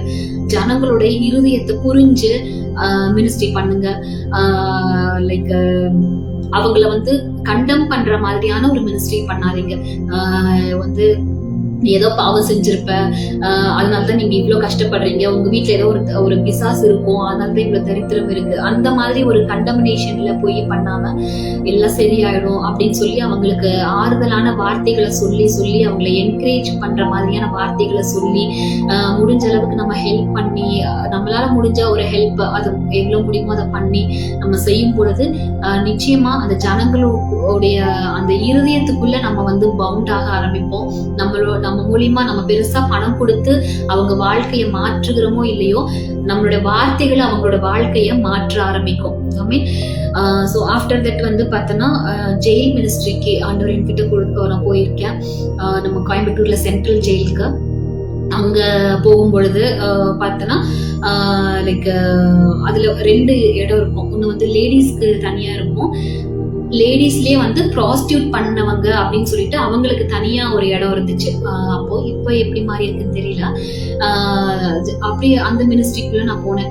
அப்போ போகும்பொழுது அங்க வந்து பார்த்தோம்னா மோஸ்டா அந்த ஜெயிலுக்கு போயிட்டு வந்த லேடிஸை பார்த்தாலே எப்படி யோசிப்பாங்க சொசைட்டில அப்படின்னா, இது ரொம்ப அரகெண்டா இருக்கிற பொண்ணுங்க அப்படிதான் யோசிப்பாங்க. விசேஷமா இந்த திருநங்கைகள், அவங்கள டிரான்ஸ்ஜெண்டர்ஸ் அவங்கள பார்க்கும் பொழுது ரொம்ப அரகென்டான பீப்புள். ஏன்னா அவங்க ஜெயில அதிகமான பேர் அவங்க தான் இருப்பாங்க. அப்போ அவங்களெல்லாம் பார்க்கும்பொழுது அப்படிதான் நினைப்பாங்க. ஆனா ஆஃப்டர் அந்த ஜெயில் மினிஸ்ட்ரிக்கு பிறகுதான் எனக்கு அவங்களெல்லாம் பார்க்கும் பொழுது ஒரு லவ், ஒரு கம்பேஷன் வர ஆரம்பிச்சது. ஏன்னா அங்க போய் இருந்து அவங்களுடைய கதைகள் எப்படி நீங்க உள்ள வந்தீங்க அப்படின்லாம் கேட்கும் பொழுது ஈவன் டிரான்ஸ்ஜெண்டர்ஸா இருந்தாலும் கூட அவங்க அழுகுவாங்க. எனக்கு நான் எப்படி நான் வந்து தவறே செய்யல, ஆனா இவங்க வந்து என் மேல இவங்களுக்கு கேஸ் கிடைக்கணுங்கிறதுக்காக என்னை வந்து உள்ள போட்டுட்டாங்க அப்படின்னு சொல்லி அழுகுவாங்க. சம்டைம்ஸ் வந்து சில லேடிஸ் வந்து மர்டர் பண்ணிருப்பாங்க. அப்படின்னு கூட அவங்க வந்து அழுகுவாங்க அந்த டைம்ல. நான் வந்து எப்படி அந்த மர்டர் பண்ணனே எனக்கு தெரியல, எப்படி நான் வந்து என் குழந்தைக்கு விஷம் கொடுத்தேன், என்னுடைய ஹஸ்பண்டுக்கு விஷம் கொடுத்தேன், அதெல்லாம் எனக்கு தெரியவே இல்லை. ஏதோ ஒரு இதுல நான் வந்து பண்ணிட்டேன், ஆனா எப்படி பண்ணேன்னு தெரியல, நான் எப்படியாவது நான் இங்கிருந்து வெளியே போகணும், நான் நல்லா வாழணும்னு நினைக்கிறேன் அப்படிலாம் சொல்லி அவங்களோட ஹார்ட்டை வந்து அப்படியே ஓப்பன் பண்ணுவாங்க. அவங்களுக்கு அப்படியே ஊற்றுவாங்க. அப்பெல்லாம் அவங்க அதுதான் அந்த ஒரு சீசன்ல தான் எனக்கு ஆஃப்டர் தட் தான் எனக்கு எப்படி இருந்துச்சுன்னா, ஒரு ப்ராஸ்டியூட்டை பார்த்தாலும் கூட அவங்கள நேசிக்கணுங்கிற ஒரு இருதயத்தை ஆண்டவர் எனக்கு கொடுத்தாரு. ஏன்னா நம்ம வெளியே பாக்குறோம் அவங்க ப்ராஸ்டியூட் அல்லது அவங்க ஒரு தவறா நடத்துறவங்க அல்லது ஒரு அரகென்டான ஒரு லேடி, ஒரு ரூடா பிஹேவ் பண்றவங்கன்னு நம்ம நினைப்போம். ஆனா அவங்களோட இருதயத்துக்குள்ள எவ்வளவு காயங்கள் இருக்கும் அப்படிங்கறத நம்ம ஈஸியா ஃபைண்ட் அவுட் பண்ணவே முடியாது. ஆனா ஆஃப்டர் இந்த ஜெயில் மினிஸ்ட்ரிக்கு பிறகுதான் எனக்கு வந்து இந்த மாதிரி சொசைட்டில ரூடா இருக்கிறவங்கள வந்து சொசைட்டி ஒதுக்கும் பொழுதும் அவங்க மேல எனக்கு ஒரு கம்பேஷன் ஆண்டவர் எனக்கு கொடுத்தாரு. அதே மாதிரி அந்த ப்ராஸ்டியூட்டுக்குன்னு சொல்லிட்டு தனியா ஒரு இடம் வச்சிருப்பாங்க ஜெயில. அது நம்ம கோயம்புத்தூர் அந்த சென்ட்ரல் ஜெயில கிடையாது, அங்க இருந்தது வேற பக்கம் இருந்துச்சு. ஃபர்ஸ்ட் வந்து சங்கனூர் சைட்ல இருந்துச்சு. அங்க நாங்க போவோம். அங்க போகும்பொழுது அப்படிதான் நிறைய வாலிப பிள்ளைங்க இருப்பாங்க.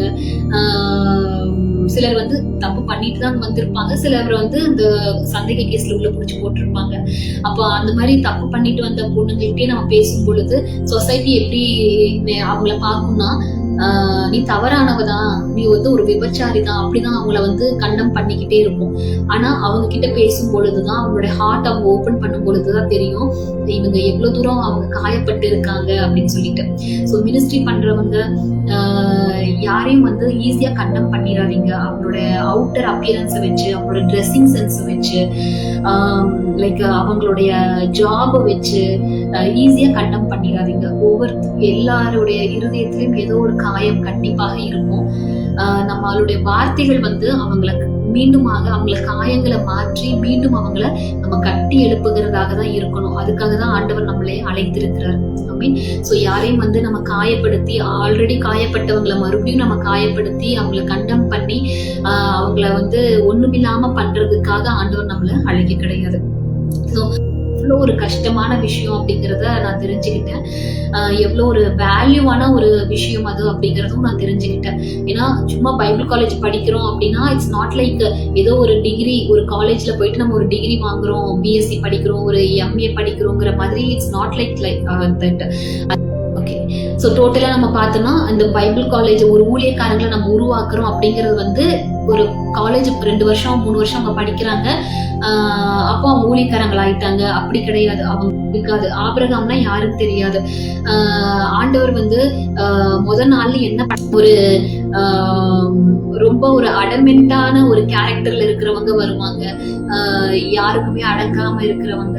ஸோ அந்த மாதிரி இருக்குவாங்க. அவங்கள எல்லாம் ட்ரெயின் பண்ணி அந்த 3 வருஷம் அவங்களை அங்க வச்சு ஒவ்வொன்றா உருவாக்கி நம்ம சொல்லி கொடுக்கணும். ட்ரெஸ்ஸிங் சென்ஸ், தென் வந்து ஒரு ஊழியக்காரங்க கிட்ட எப்படி பிஹேவ் பண்ணணும், பிலீவர்ஸ் எல்லாமே அவங்களை ட்ரெயின் பண்றதுங்கிறது வந்து ரொம்ப ரொம்ப ஒரு ஊழியக்காரங்களை பார்க்கும் பொழுதும் எனக்கு ரொம்ப அவங்க மேல ஒரு ஒரு மரியாதை வரும் என்னை மீறி.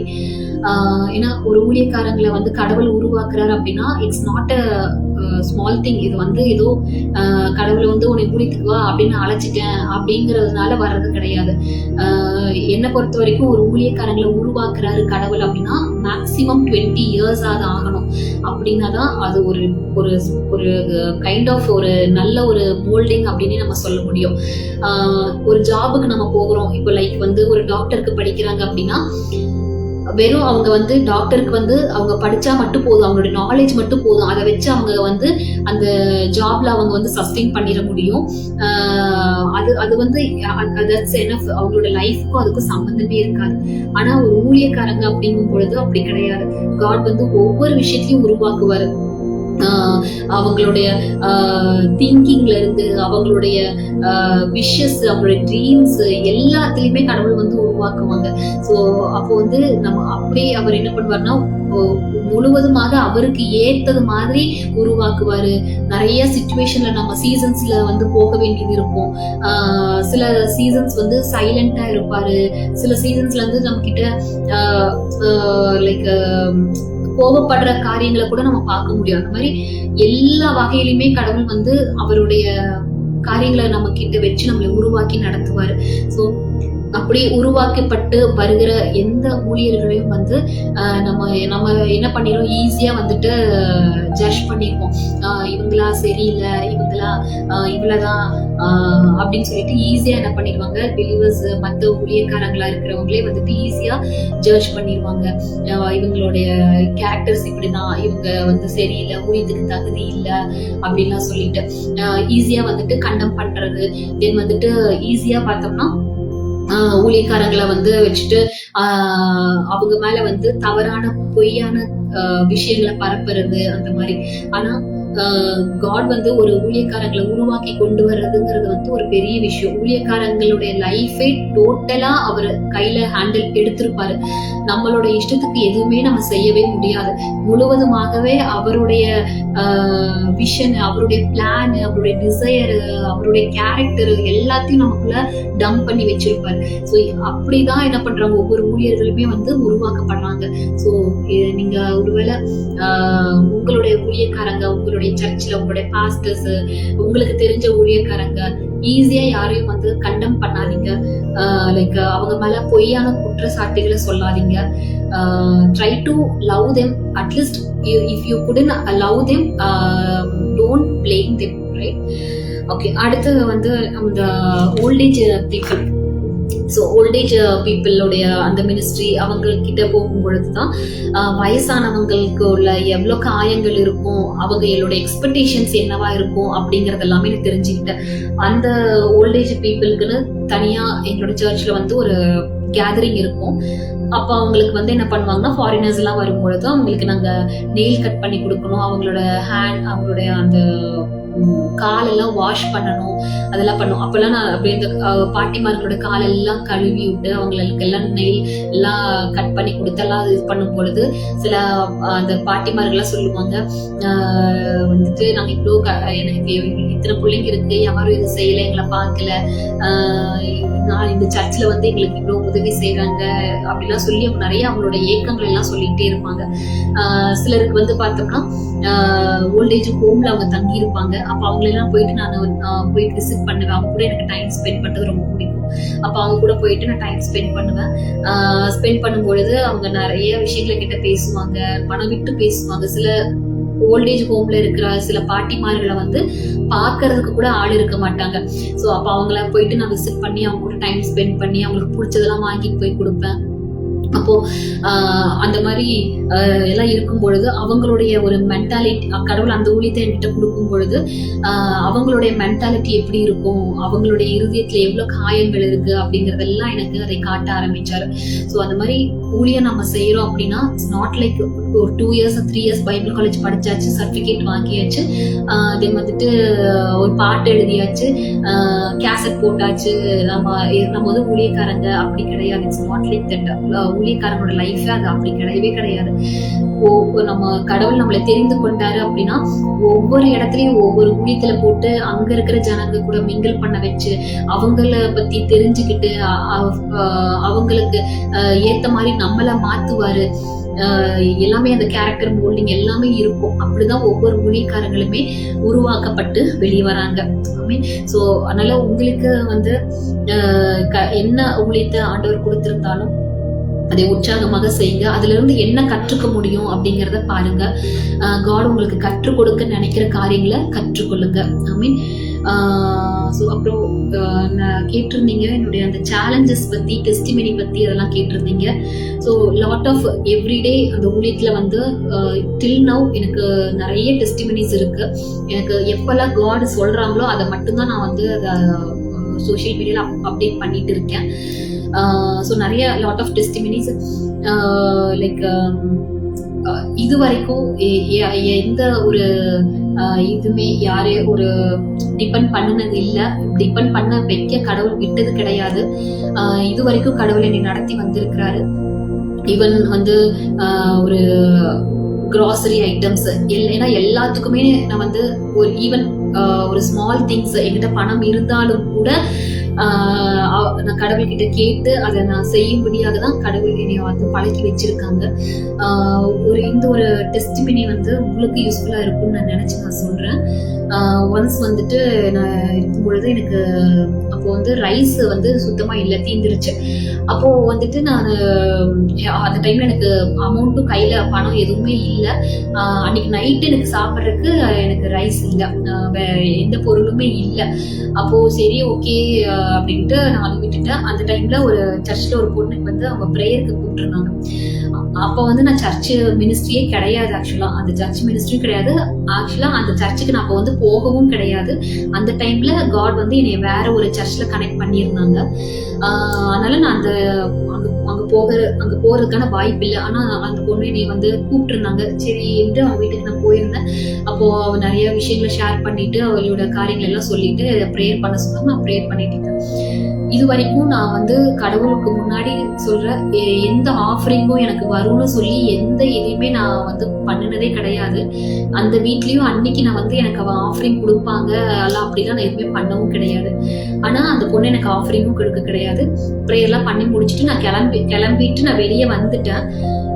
வந்ததுக்கு பிறகு அந்த பொண்ணு எனக்கு வேகமா கூப்பிட்டு, அக்கா ஒரு நிமிஷம் இருங்க, இன்னைக்குதான் அரிசி வாங்கிட்டு வந்திருக்கிறேன், இப்பதான் நான் அதை ஓப்பனே பண்ண போறேன், உங்களுக்கு நான் கொஞ்சம் அரிசி கொடுக்குறக்கா, நீங்க எடுத்துட்டு போகணும், கண்டிப்பா கொஞ்சம் ஜாமான் எல்லாம் தரேன், நீங்க கண்டிப்பா எடுத்துட்டு போகணும் அப்படின்னு நான் சொன்னேன். இல்ல எனக்கு எல்லாமே இருக்கு, எனக்கு தேவையில்லை, நீ வச்சுக்கோ அப்படின்னு சொல்லிட்டு, இல்லக்கா எனக்கு உங்களுக்கு கொடுக்கணும்னு எனக்கு தோணுது, நீங்க எடுத்துட்டு போகணும்னு சொல்லிட்டு அந்த ஒரு 5 kg ரைஸு, தென் வந்துட்டு வேணுங்கிற மற்ற பொருட்கள் அதெல்லாமே போட்டு அவ கொடுத்தா. அது மாதிரி நிறைய நம்ம காடை வந்து நம்ம டிபெண்ட் பண்ணும் பொழுது நம்மளோட தேவைகளை வந்து எப்படினாலும் கடவுள் வந்து சந்திச்சிருப்பாரு. இது மாதிரி நிறைய விஷயங்களை நான் சொல்லிட்டே போகலாம். ஈவன் ஃப்ரம் ஒரு ட்ரெஸ் முதற்கொண்டு ஒரு ஸ்நாக்ஸ் முதற்கொண்டு எல்லாமே நம்ம வந்து அவரை டிபெண்ட் பண்ணும் பொழுது எல்லாமே கடவுள் நமக்கு வேணுங்கிறத அந்தந்த நேரத்துல கொண்டு வந்து கொடுத்துக்கிட்டே இருப்பாரு. அதே மாதிரி பணத்துக்கும் அப்படிதான். கேட்கும் பொழுது நிறைய நேரங்கள்ல கடவுள் எனக்கு அது உதவி செஞ்சிருக்காங்க.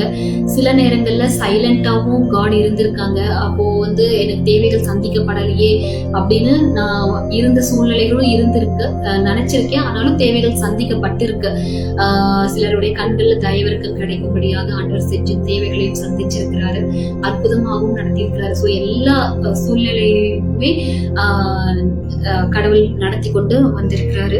ஸோ அதே மாதிரி பார்த்தோன்னா இன்னொரு இது, உங்களுடைய தேவைகள் எதுவாக இருந்தாலும் கண்டிப்பா கடவுளால நடத்த முடியும். அவர் கண்டிப்பா உங்களோட தேவைகளை எப்படினாலும் சந்திப்பாரு. நம்ம ஒரு ரூட் வச்சிருப்போம், இப்படிதான் கடவுள் நம்மளை சந்திக்கணும்ட்டு. ஆனா அவர் வேற ஒரு ரூட் எடுத்து எப்படினாலும் நம்ம தேவைகளை யார் மூலியமாவதும் சந்திச்சிருவாரு. ஐ மீன், ஸோ உங்களுக்கு என்ன தேவைகள் இருந்தாலும் கடவுள் கண்டிப்பாக அதைய உங்களுக்கு சந்திச்சு கொடுப்பாரு. So just trust him. அவரை நம்புங்க, கண்டிப்பா செய்வாரு. அதே போல ஒரு டைம் அப்படிதான் ஊழியத்தை முடிச்சுட்டு ஒரு இடத்துக்கு மீட்டிங்க்கு போயிருந்தேன். ஒரு இடத்துல முடிச்சுட்டு மெசேஜ் கொடுக்க நான் அங்கே போயிட்டு திரும்பி நான் வரும் பொழுது பார்த்தா என்கிட்ட சுத்தமா அமௌண்ட் எதுவுமே இல்லை, வண்டியில பெட்ரோலும் இல்லை. போயிட்டேன், சரி கடவுள் எப்படி நடத்துவாருன்ட்டு போயிட்டேன். திரும்பி நான் வரும் பொழுது வண்டியில பெட்ரோல் இல்லை. லைக் அது வந்து ஒரு என்ன சொல்ல, ஒரு இருட்டான ஒரு இடம். நைட்டு ஒரு அரௌண்ட் 10 o'clock, யாருமே இல்லை அந்த ஏரியால. வண்டி நின்றுச்சு, யாருமே காணா. என்னோட போன்ல அந்த டைம் வந்து எப்படி ஒரு சிச்சுவேஷன்னா, என்னோட போன்ல பேலன்ஸ் இல்லை, கையில காசு இல்லை, கூட யாரும் இல்லை, அந்த தெருவுலையும் யாரையும் இல்லாத மாதிரி ஒரு இது சூழ்நிலை. வண்டி தள்ளிட்டும் போக முடியாது, ரொம்ப தூரம் அங்கிருந்து என்னோட வீடு. என்ன பண்ணனே எனக்கு தெரியல. சரி அப்படியே ஓரமா நின்றுட்டே இருக்கேன். அந்த டைம்னு பார்த்தா அங்க நிறைய பசங்க ஏதோ பிரச்சனை, அது சண்டே வேற, ஏதோ பிரச்சனை பண்ணிட்டாங்கன்னு போலீஸ் வேற அங்க வந்து நின்றுட்டு இருக்கு. அப்போ எங்க போகிறது, பெட்ரோலும் இல்ல, யாருக்கும் போன் பண்ண பேலன்ஸும் இல்ல, கையில காசும் இல்ல, கூடையும் யாரும் இல்ல வச்சுக்கோங்க அப்படின்னு. ஐயோ இல்லம்மா, இந்த டைம் நீங்க நிக்கவே கூடாது அப்படின்ட்டு அந்த 1 week ஃபுல்லா எனக்கு அடுத்து அந்த பெட்ரோல் போடுறதுக்கு காசு கிடைக்கிற வரைக்கும் அந்த பெட்ரோல் இருக்கிற அளவுக்கு அந்த ஃபுல் பாட்டில் ஃபுல்லா அந்த பெட்ரோல் எனக்கு இது பண்ணி கொடுத்தாங்க. ஸோ அந்த மாதிரி நிறைய டெஸ்டிமினிஸ் மாதிரி இருக்கு. சேலஞ்சஸும் அப்படிதான், நிறைய விதமான என்கவுண்டர்ஸ். ஸோ இதோட நான் முடிக்கிறேன். ஸோ ஃபைனலா என்னன்னா, என்னோட மினிஸ்ட்ரி ஸ்டார்டிங்ல நான் 2007 வந்து மினிஸ்ட்ரிக்குள்ள என்டர் ஆன அந்த ஃபர்ஸ்ட் அந்த இயர்ல வந்துட்டு ஒரு டெவிலோட ஒரு என்கவுண்டர் இருந்துச்சு. அதே டைம்ல காடோட என்கவுண்டர் இருந்துச்சு. அது ஆல்ரெடி நான் சொல்லியிருக்கேன். ஸோ அது வந்து ட்ரீம்ல தான் எனக்கு இருந்துச்சு. ஆஃப்டர் தட் வந்து 2022 வந்துட்டு அகெயின் வந்துட்டு ஒரு என்கவுண்டர் இருந்தது டெவில் கிட்ட. ஆஃப்டர் தட் காடோட என்கவுண்டர் இருந்துச்சு. அதுக்கு பிறகு வந்து திரும்ப இப்போ ரீசெண்டா ஒரு என்கவுண்டர். ஸோ இது வந்து இப்பெல்லாம் வந்து டைரக்டாவே அந்த என்கவுண்டரை நான் அதை ஃபேஸ் பண்றேன். லாட் ஆஃப் சேலஞ்சஸ் இருந்தாலும் காடோடைய ஒரு ப்ரொடெக்ஷன். ஏன்னா அவர் நம்ம மேல வச்சிருக்கிற அந்த காலிங், அவர் நம்ம மேல வச்சிருக்கிற அந்த லவ், அது எதுவுமே வந்துட்டு வீணா போகவே போகாது. ஸோ என்ன ஒரு ஸ்ட்ரகிள்ஸ் மனுஷங்க மூலியமாக வர்றதாக இருந்தாலும், பிசாஸ் மூலியமாக வர்றதாக இருந்தாலும், லாட் ஆஃப் சேலஞ்சஸ் என்ன மாதிரி சிச்சுவேஷன் இருந்தாலும், காட் இஸ் வித் அஸ். எல்லாமே நமக்கு அவர் எல்லாமே கிளியர் பண்ணி கொடுப்பாரு. ஐ ஸோ உங்களோட இதுலயும் வந்து லைஃப்லயும் என்ன மாதிரியான சேலஞ்சஸ் நீங்க ஃபேஸ் பண்ணாலும் எல்லாத்துக்குமே வந்து மேல everything is in God's control. அதை மட்டும் நீங்க நினைச்சுக்கோங்க. எல்லாமே கடவுளுடைய கண்ட்ரோல்ல தான் இருக்கு. அதை மீறி, அவரை மீறி யாரும் நம்மளை தொட முடியாது. அவரை மீறி யாரும் நம்மளை வந்து சேதப்படுத்தவே முடியாது. ஸோ எல்லாமே கடவுள் நம்மளை பாதுகாத்து கொள்ளுவார். ஆமீன். ஸோ இன்னொரு விஷயம் என்னன்னா, முழுமையாக ஆண்டவரை நீங்க நம்புங்க, அவரை முழுமையாக நேசிங்க. இந்த 2 விஷயம் இருந்துட்டாலே போதும். ஸ்பிரிச்சுவல்ல நம்ம முழுமையாக நம்ம ஒரு திருப்தி அடைந்த ஒரு சூழ்நிலைக்குள்ள நம்ம போய்விடுவோம். ஸோ என்கவுண்டர் வித் காட் அப்படின்னு பார்க்கும் பொழுது ஒரு ஒரு ஆரம்பத்துல வந்து எனக்கு நிறைய இந்த மாதிரி கனவுல வந்து அந்த ஹெவனை பத்தி அந்த ட்ரீம்ஸ் அந்த என்கவுண்டர் இருக்கும். ஆஃப்டர் தட் வந்து ஒரு ஒரு சீசன், அந்த சீசன்ல வந்துட்டு nobody with me, I was all alone. நான் வந்துட்டு வேற ஒரு சர்ச்ல வந்து நான் அப்பதான் கனெக்ட் ஆகியிருக்கேன். ஸோ எனக்கு அந்த பாஸ்டர்ஸ் அவங்களுக்கு சரியான ஒரு கான்டாக்ட், அந்த ஒரு ரிலேஷன்ஷிப்போ எதுவுமே இல்லை. So I'm just new to the church. அதனால அங்கேயும் எனக்கு வந்து எந்த ஒரு சப்போர்ட் கிடையாது. ஐ வாஸ் ஆல் அலோன் அந்த டைம். ரொம்ப ஒரு 3 years அது ஒரு கேப். அது 3 years வந்துட்டு ரொம்ப ஒரு ஸ்ட்ரகிளான ஒரு மூமெண்ட் அப்படின்னு நான் சொல்ல முடியும். ஒரு ஒரு என்னோட லைஃப்ல நான் கோத்ரூ பண்ண முடியாத ஒரு விஷயம் ஒரு அப்படின்னு பார்த்தோம்னா அந்த சீசன் தான். அவ்வளோ ஒரு ஸ்ட்ரகிளான ஒரு சீசன் அது எனக்கு. அந்த 3 years அந்த டைம்ல வந்து எனக்கு நான் எப்படி இருக்கிறேன் என்னை விசாரிக்கிறதுக்கு யாரும் இல்லை. Even from the like family circle or from the church circle, அதாவது ஸ்பிரிச்சுவலா பிசிக்கலா இந்த மாதிரி எந்த ஒரு கான்டாக்டுமே இல்லை. I was totally all around, எல்லா கனெக்ஷனுமே கட் ஆயிருச்சு. But I was like in total depression. அந்த டிப்ரெஷனுடைய எண்டுனா என்னன்னு சொல்லணும்னா நான் என்னால் எக்ஸ்பிளைன் பண்ண முடியும். அந்த அளவுக்கு நான் அந்த டிப்ரெஷனுடைய ஒரு எண்டுக்கு நான் போயிட்டேன். தாவீது சொல்லுவாரு, பாதாளத்துல இருந்தாலும் நீங்க அங்க இருக்கீங்கன்னா பாதாளத்தோடைய அந்த எக்ஸ்பீரியன்ஸை கூட தாவீது வந்து ஃபேஸ் பண்ணியிருந்தார், எக்ஸ்பீரியன்ஸ் பண்ணியிருந்தார். ஸோ அந்த மாதிரி ஒரு டிப்ரெஷனுடைய அந்த பாதாளம்னே சொல்ல முடியும். அந்த அளவுக்கு ஒரு டெப்த்ல நான் போய் இருந்தப்போ கூட இருந்த ஒரு சமயம் அது. அப்பதான் வந்துட்டு எனக்கு காடோடைய ஒரு என்கவுண்டர் இருந்துச்சு. ஆஃப்டர் தட் வந்து ரெகுலராகவே அது வந்து எனக்கு அது இருந்துட்டு இருக்கு. இப்போ இருக்கிறது வந்து வேற எப்படின்னா, அந்த ஒரு டைம்ல நான் வந்து ஜஸ்ட் என்னால அந்த ஒரு குறிப்பிட்ட டைம் என்னால ப்ரேயர் பண்ணவும் முடியல. நான் வந்து சும்மா இந்த ஜஸ்ட் கிட்டார் வச்சு நான் ஏதோ ஒரு இது வாசிச்சுக்கிட்டே நான் அப்படியே இருந்துட்டு இருக்கேன். அப்போ வந்து எனக்கு காடோட என்கவுண்டர் வந்து நான் கீழே தரையில உட்காந்து அந்த கிட்டாரை மட்டும் நான் வச்சு வாசிச்சுட்டு இருக்கேன். என்ன பாட்டெல்லாம் வாசிச்சுன்னு தெரியல, சும்மா ஒரு கால் மட்டும் நான் கொடுத்துட்டே இருக்கேன். ஒரு 4 hours இருக்கும். நான் அதை கண்டினியூஸா நான் பண்ணிட்டே இருக்கேன். ஏன்னா அந்த ஒரு சீசன்ல வந்துட்டு நானும் கிட்டாரு தான் அப்படிங்கறத ஒரு சீசனா இருந்துச்சு. அதை எடுத்தேன்னா ஒரு 4 to 5 hours நான் வாட்டிக்கும் வாசிச்சுக்கிட்டே இருந்துட்டு இருப்பேன். சம்டைம்ஸ் வந்து அந்த ப்ரேயரே பண்ண முடியாது. அப்படி இருக்கும் பொழுதுதான் நான் கீழே தரையில உட்காந்து நான் அதை வாசிச்சுட்டே இருக்கேன். அப்போ வந்து என் முன்னாடி ஜீசஸ் வந்து என்னுடைய அந்த இன்னர் ஐஸ் ஓப்பன் ஆகுது. அப்போ வந்து ஜீசஸ் வந்து என் முன்னாடி வந்து உட்கார்ந்துட்டு இருக்காங்க. லைக் நான் எப்படி ஒரு சாதாரணமா நான் தரையில உட்கார்ந்துட்டு இருப்பனோ அதே மாதிரி காட் வந்து அந்த முன்னாடி வந்து உட்கார்ந்து என்னோட கண்ணுல இருந்து நான் தண்ணி வந்துட்டே இருக்கு. ஏன்னா என்னால அந்த டைம்ல வந்து ஐ வாஸ் டோட்டலி நான் என்ன பண்றேன்னு எனக்கு தெரியல. அந்த அளவுக்கு ஒரு டிப்ரெஷன். அந்த டைம்ல நான் ப்ரேயரே பண்ண முடியல. நான் என்ன ப்ரேயர் பண்றேன் எதுவுமே எனக்கு ஓடல. அப்போ கண்ணுல தண்ணி மட்டும் போயிட்டே இருக்கு. என் முன்னாடி நான் வந்து அந்த இதை மட்டும் வச்சு வாசிச்சுட்டே இருக்கேன். என் முன்னாடி வந்து அவங்க இருந்து கண்ணுல இருக்கிற அந்த கண்ணீர் எல்லாம் தொடச்சு விட்டு ஒரு விஷயத்துக்காக நான் கேட்டுட்டு இருந்தேன். அப்போ அதை வந்து கவுன் சொல்றாங்க, இல்ல நான் உனக்கு பண்றேன், நான் இருக்கேன்ல உனக்கு, நான் உனக்கு பண்றேன் அப்படின்னு சொல்லிட்டு. ஸோ அது ரியலி என்னோட லைஃப்ல ஒரு பெஸ்ட் மூமெண்ட் அப்படின்னா அதுதான் நான் சொல்லுவேன். அதுதான் வந்து ஃபர்ஸ்ட் நான் ரியலா ஒரு காடோட ஒரு என்கவுண்டர் அப்படின்னு சொல்லலாம். ஆஃப்டர் தட் வந்து நிறைய அது அப்படியே ப்ராக்டிஸ் ஆயிடுச்சு. ஸோ ப்ரேயர் பண்ணும்பொழுதெல்லாம் எனக்கு அதை நான் பார்க்க முடியுது. எனக்கு அது விசிபிளாவே இருக்கு கடவுளுடைய அந்த இது. இப்போ ரீசெண்டா வந்து பார்க்கும் பொழுது ஆண்டவர் வந்து எனக்கு இந்த ட்ரினிட்டியை பத்தி பேசியிருந்தாங்க. ட்ரினிட்டி ஏலோஹிம் அப்படிங்கிற அந்த ஒரு ரெவலேஷனை பத்தி நான் பேசியிருப்பேன். அந்த ரெவலேஷன் கிடைச்சதுக்கு பிறகு பார்க்கும் பொழுது இப்போல்லாம் அந்த என்கவுண்டர் எப்படி இருக்குன்னா, டோட்டலாவே அந்த பிதா குமாரன் பரிசுத்த ஆவி அந்த ட்ரினிட்டியை வந்துட்டு என்னால அதை நான் பார்க்கவே முடியுது. அந்த மாதிரியான ஒரு என்கவுண்டருக்குள்ள காட் எனக்கு அப்படி என்னை லீட் பண்ணிட்டு இருக்காங்க. ஸோ எல்லாமே என்னன்னா, நம்ம வந்து பெரிய ஸ்பிரிச்சுவலா நம்ம கடவுளை பார்க்கணும்னு நம்ம நினைக்கிறோம். நம்ம நிறைய அதுக்காக நிறைய தியாலஜிஸ் இருக்கும், நிறைய டாக்டர்ஸ் இருக்கு, நீ இப்படி பண்ணா கடவுளை பார்க்கலாம், அப்படி பண்ணா கடவுளை பார்க்கலான்னு. ஆனா எனக்கு வந்து நான் எதுவுமே பண்ணல. அவர் கடவுள் என்னை பார்க்க வருவாருன்னு கூட எனக்கு தெரியாது. ஜஸ்ட் நான் வந்து ஒரு டிப்ரெஷன் மூமெண்ட்லனா என்னைய வந்து ரீச் அவுட் பண்றதுக்கு யாருமே கிடையாது. என்னை வந்து ரீச் அவுட் பண்றதுக்கான ஒரு சரௌண்டிங்கே இல்லை. டோட்டலா இந்த உலகத்துல இருந்தே நான் கட்டாயி வேற எங்கேயோ இருக்கிறேன் அப்படிங்கிற மாதிரி ஒரு சிச்சுவேஷன். கடவுளை தவிர என்னை ரீச் பண்றதுக்கு யாருமே இல்லாத ஒரு சூழ்நிலை அது. அப்போ கடவுள் வந்து என்னை பார்க்க வந்தது, அந்த இடத்துல என்னை தேற்றினது, எனக்கு வார்த்தைகளை கொடுத்தது, லைக் ஒரு ரியல் பர்சனாவே அவர் என் முன்னாடி உட்கார்ந்தது. Still I remember that. ஒரு ரியல் பர்சனா ஒரு ஆள் வந்து நம்ம முன்னாடி உட்கார்ந்தாருன்னா எப்படி இருக்கும், சேம் அது என் முன்னாடி உட்கார்ந்து அந்த கண்ணீர் எல்லாம் தொடச்சி விட்டு என்கிட்ட பேசுனது, ஆறுதல் படுத்தினது.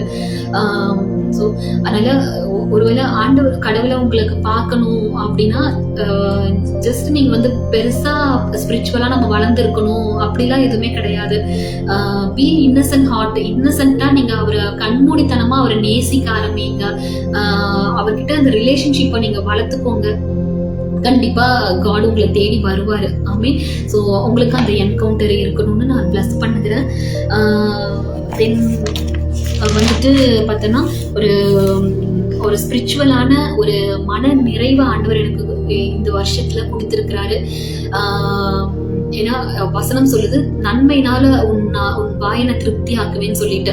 ஸோ நான் என்னை பொறுத்த வரைக்கும் spiritual and physical, worldly things and spiritual things எல்லாத்துலயுமே வந்துட்டு நம்ம வந்து திருப்தியா இருக்கணும், கம்ப்ளீட் பர்சன் அப்படின்னு இருக்கணும்னு நான் நினைக்குவேன். ஸோ அது மாதிரி ஸ்பிரிச்சுவல் திங்ல ஃபுல்லா இப்போ நான் சொல்ல முடியும், ஹெவனுக்கு போகிறது எனக்கு ஒரு பெரிய ஒரு ஆசையே கிடையாது. ஏன்னா எல்லாமே நான் இங்கேயே பார்த்துட்டேன், இங்கேயே நான் அனுபவிச்சுட்டு இருக்கிறேன் ஸ்பிரிச்சுவலா. ஸோ ஹெவன்ல போனாலும் அங்கதான், அதுவும் அங்க இங்க நான் என்ன எக்ஸ்பீரியன்ஸ் பண்றனோ அதுதான் அங்கேயே இருக்குது. அதனால அது ஒரு பெரிய விஷயமாவே எனக்கு தெரியல. அந்த அளவுக்கு ஒரு ஸ்பிரிச்சுவல் திங்ல கடவுள் கூட இருக்கிற அந்த ரிலேஷன்ஷிப், அதுல எல்லாத்துலயும் நான் திருப்தியா இருக்கிறேன் அப்படின்னு தான் சொல்ல முடியும். ஸோ இப்போ நான் நெக்ஸ்ட் என்னுடைய இந்த 18th மினிஸ்ட்ரி இதுல வந்து இப்போ இவ்வளோ வருஷம் நான் ஃபுல்லாமே அந்த ஸ்பிரிச்சுவல் திங்ல எல்லாத்துலயும் நான் கான்சென்ட்ரேட் பண்ணேன். இப்போ நெக்ஸ்ட் இதுல இருந்து என்னுடைய பிசிக்கல் வேர்ல்ட்லி திங்ஸ்ல பிளஸிங்ஸ்க்கு அதுக்குண்டான எல்லா காரியத்தையும் நான் வந்து கான்சென்ட்ரேட் பண்ணணும்னு சொல்லி நான் நினைச்சிருக்கேன். ஸோ இந்த நெக்ஸ்ட் இந்த ஜேர்னி வந்து மேபி கண்டிப்பாக லைக் வேர்ல்ட்லி பிளஸிங்ஸ் அதுல வந்து இன்னும் நிறைய மேனிஃபெஸ்டேஷன் ஆக வேண்டியது இருக்கு. அது எல்லாத்தையும் நான் அதுல நிறைய விஷயங்களை நான் எக்ஸ்பீரியன்ஸ் பண்ண வேண்டியது இருக்கு. அதெல்லாம் கண்டிப்பா பண்ணணும்னு சொல்லி நான் விருப்பப்படுறேன். ஸோ அதே பிளஸிங் உங்க மேல நான் பேசுகிறேன்.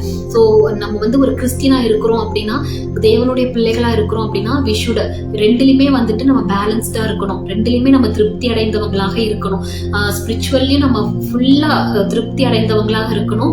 அதே மாதிரி வேர்ல்டுல அந்த நம்ம இந்த பூமியில வாழுகிற அந்த நாட்கள் வந்து திருப்தி உள்ளதாக நமக்கு இருக்கணும்.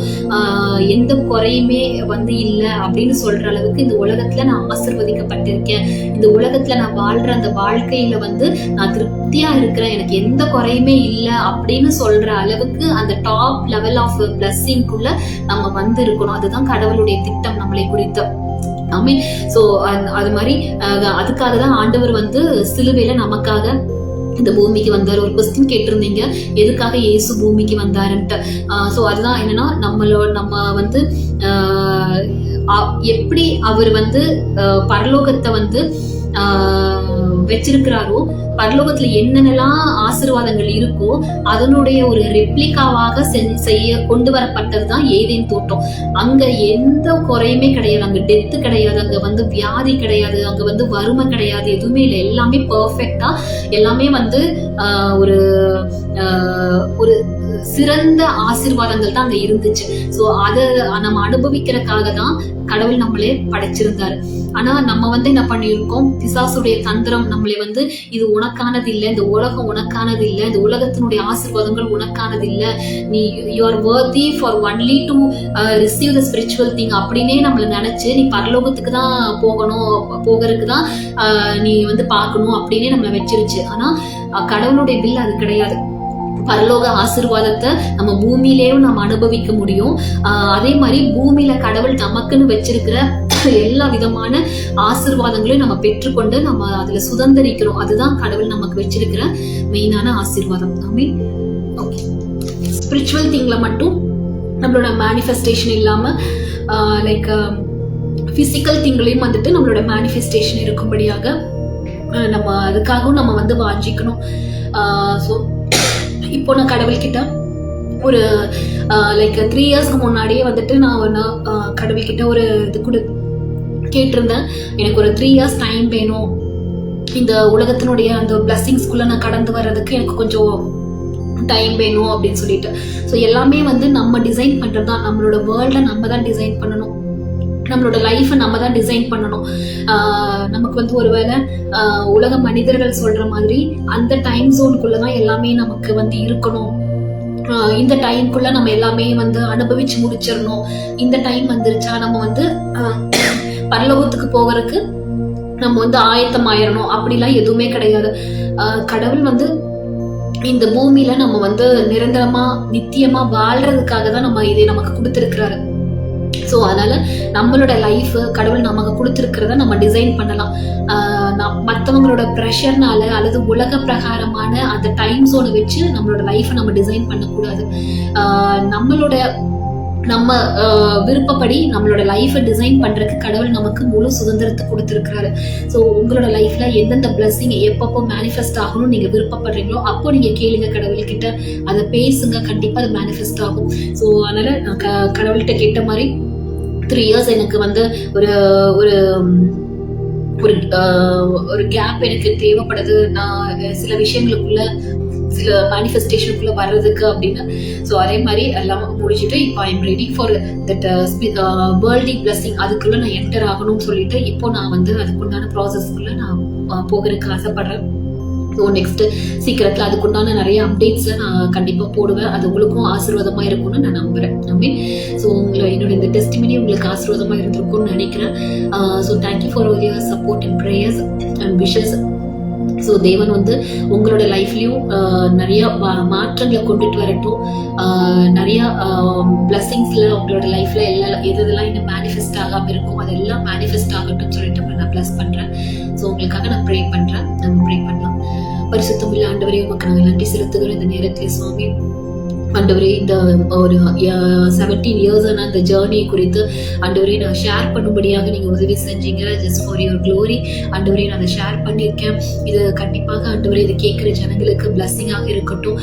இது பார்க்குற ஒவ்வொருத்தருக்கும் அவங்களோட வாழ்க்கையில ஆண்டவரே அதை ஒரு டேர்னிங் பாயிண்ட்டை கொண்டு வருகிறதாக இருக்கட்டும் சாமி. அதே போல ஆண்டவரே ஒவ்வொருத்தரோட லைஃப்ல இன்னும் என்னென்ன விதமான பிளஸ்ஸிங்ஸ் இன்னும் மேனிஃபெஸ்ட் ஆகாம இருக்கும் அதெல்லாம் மேனிஃபெஸ்ட் ஆகட்டும். ஸ்பிரிச்சுவல் திங்ல அவங்க இன்னும் அதிகமாக அவங்க கூட அதை ஆண்டவரே அது அவங்க உணரும்படியாக ஸ்பிரிச்சுவல் திங்ல அவங்க இன்னும் ஆண்டவரே உங்களோட கூட அந்த உறவை அதை மேம்படுத்தி கொள்ளும்படியாக ஒவ்வொருத்தருக்கும் உதவி செய்யுங்க. ஆண்டவரே உங்களை வந்து ஒரு ஃப்ரெண்ட்லியா அவங்க மூவ் பண்ண, எல்லாத்தையும் லவ்வோட மூவ் பண்ண, ஆண்டவரே பரலோகத்துக்கு போய் வாங்குற ரிவார்டு இல்லை சாமி, இந்த உலகத்திலேயே அவங்க இருக்கும் பொழுதே நிறைய ரிவார்டு அவங்க கிட்ட இருந்து அவங்க பெற்றுக்கொள்ளும்படியாக, நிறைய ப்ரமோஷன்ஸ் அவங்க பார்க்கும்படியாக உதவி செய்யுங்க. ஒவ்வொருத்தரோட லைஃப்லயும் இருக்கிற காயங்கள் எல்லாம் மாறட்டும். ஆண்டவரே யாரோட இருதயத்துல என்னென்ன விதமான காயங்கள் இருக்கோ அதெல்லாம் மாற்றி கொடுங்க. அவங்களோட காயங்கள் எல்லாம் ஆற்றப்படட்டும் சாமி. அவங்களோட தேவைகளை எல்லாம் நீங்க சந்தித்து நடத்துங்க. ஆண்டவரே உங்களுடைய திட்டத்தை நீங்க அவங்களோட வாழ்க்கையில செயல்படுத்துங்க, அவங்களை நீங்க ஆயத்தப்படுத்துங்க. அதுக்காக நன்றி. விசேஷமா ஊழியர்களுக்காக நான் ஜெபிக்கிற சாமி. ஆண்டவரே ஒவ்வொரு ஊழியர்களையும் நீங்க ஒரு நோக்கத்தோடு நீங்க படைத்து அவங்களை நீங்க உருவாக்கி வச்சிருக்கீங்க. ஆண்டவரே ஒவ்வொரு ஊழியர்களுக்கு மேலேயும் நீங்க வச்சிருக்கிற உங்களுடைய திட்டம் நிறைவேறட்டும். எல்லா சத்துருடைய ஆண்டவரே திட்டங்களும் ஒன்றுமில்லாமல் போகட்டும். ஆண்டவரே ஒவ்வொரு விசுவாசிகளும் ஊழியர்களை நேசிக்கிறவர்களாக மாற்றுங்க. அவங்கள ஆண்டவரே ஊழியர்களுக்கும் விசுவாசிகளுக்கும் இருக்கிற அந்த ரிலேஷன்ஷிப் வந்து ஒரு லவ்ல ஒரு பவுண்ட் ஆகுறதாக இருக்கட்டும் சாமி. ஆண்டவரே விசேஷமா இந்த நேரத்துல காட்வின் அந்த பாஸ்டருக்காக நான் ஜெபிக்கிறேன். அவங்களுடைய ஆண்டவரே ஊழியத்துல இருக்கிற எல்லா ஸ்ட்ரகிள்ஸும் மாறட்டும். ஆண்டவரே அவங்களுடைய ஊழியத்துல ஆண்டவரே உங்களுக்கு எதிராக செயல்படுகிற மனிதர்களை நீங்க மாற்றுங்க கர்த்தாவே. அவங்களுடைய ஊழியத்துல ஒரு திறந்த வாசலை கொடுங்க சாமி. அவங்க பகுதியில அவங்களை எடுத்து நீங்க பயன்படுத்துங்க, ஊழியத்தை கட்டுங்க ஆண்டவரே. அவங்களுக்கு விரோதமாய் எழும்புகிற ஜனங்கள் அவங்களோட சார்பில் வரட்டும். எல்லா மந்திரிக கட்டுகளும் ஒன்றுமில்லாமல் செயலற்று போகட்டும். தேவன் நீங்க அப்படியே செய்ய போறதுக்காக நன்றி. இனிமாய் ஆண்டவரே ஊழியர்களுக்கு எதிராக எழும்புகிற ஜனங்களை எல்லாம் உங்களுடைய ஆண்டவரே அவருடைய சார்பில் வரும்படியாக நீங்க மாற்றுங்க. ஒவ்வொரு ஊழியர்களுடைய ஆண்டவரே தரிசனங்கள் நிறைவேறும்படியாக நான் ஜெபிக்கிறேன். அவங்களுக்கு நீங்க கொடுத்திருக்கிற தரிசனங்களை நிறைவேற்றுங்க, அவங்களை ஹானர் பண்ணுங்க, அவங்களோட தேவைகளை சந்திங்க ஆண்டவரே. ஒவ்வொரு ஊழியர்களுடைய குடும்பங்களையும் அவங்களுடைய விசுவாசிகள் அவங்களுடைய எல்லா காரியத்தையும் நீங்க பொறுப்பெடுத்து வழி நடத்துங்க. அதற்காக நன்றி சுவாமி. அவங்க எதிர்பார்க்காத உயரங்களுக்கு அவங்களை நீங்க எடுத்து செல்லுங்க ஆண்டவரே. அதே போல அவங்க எதிர்பார்க்காத இடத்துல இருந்து அவங்களுக்கு உதவிகள் தேடி வரும்படியாகவும் அவங்களுக்கு உதவி செய்யுங்க. நீங்க ஆசீர்வதிங்க.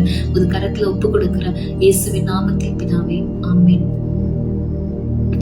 So thank you all. இது உங்களுக்கு பிளஸ்ஸிங்காக இருந்திருக்கும்னு நான் விசுவாசிக்கிறேன். ஸோ சீக்கிரமாக நம்ம நெக்ஸ்ட் வீடியோக்குள்ள நம்ம பார்க்கலாம். Thank you all.